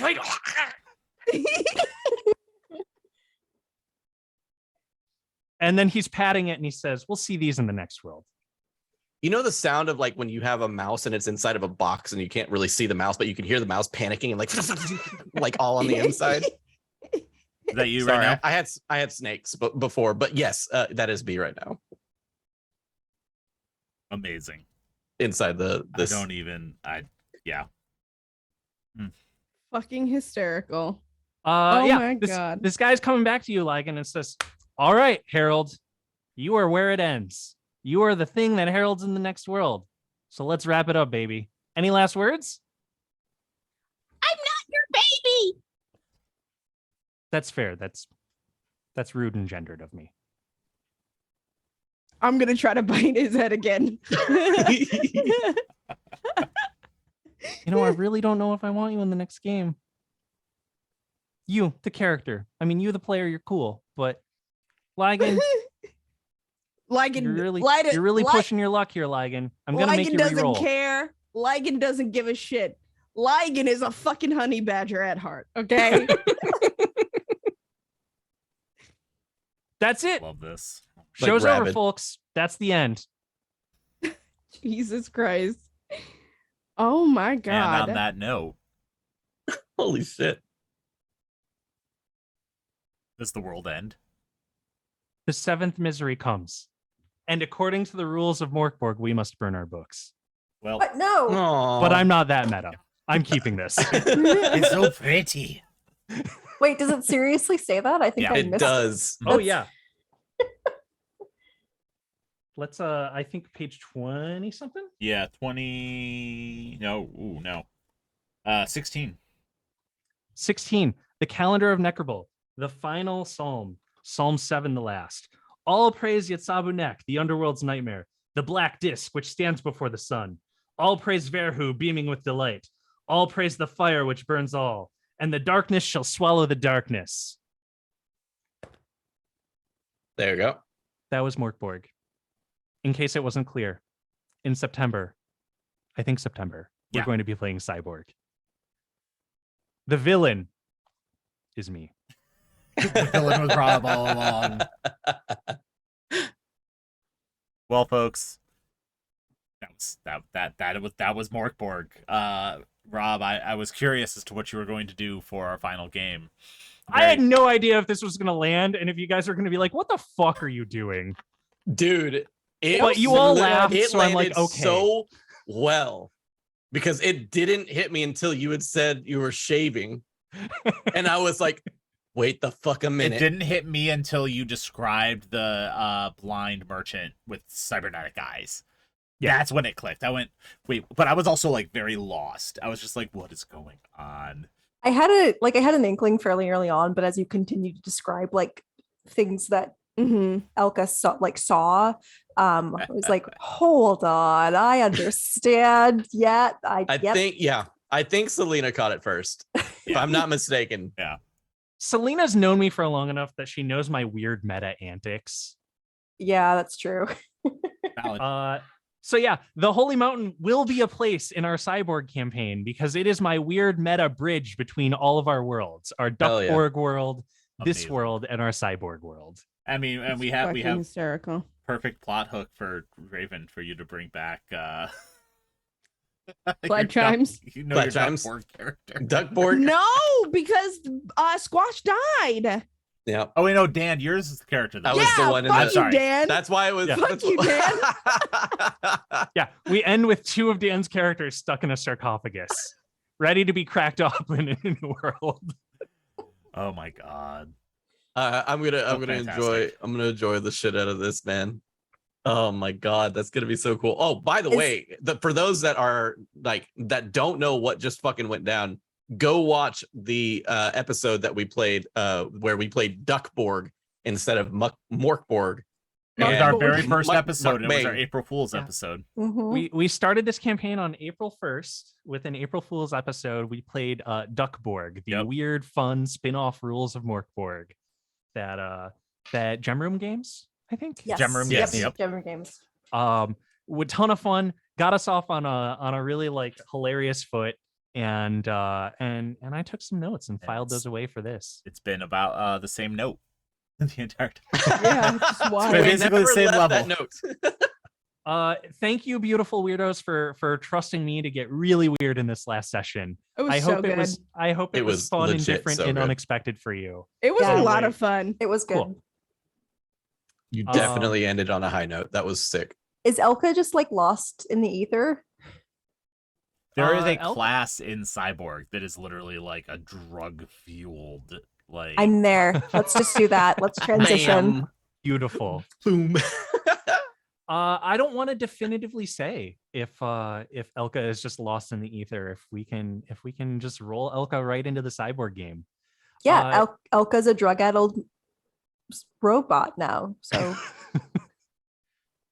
I have. It has been a joy to run this game for y'all.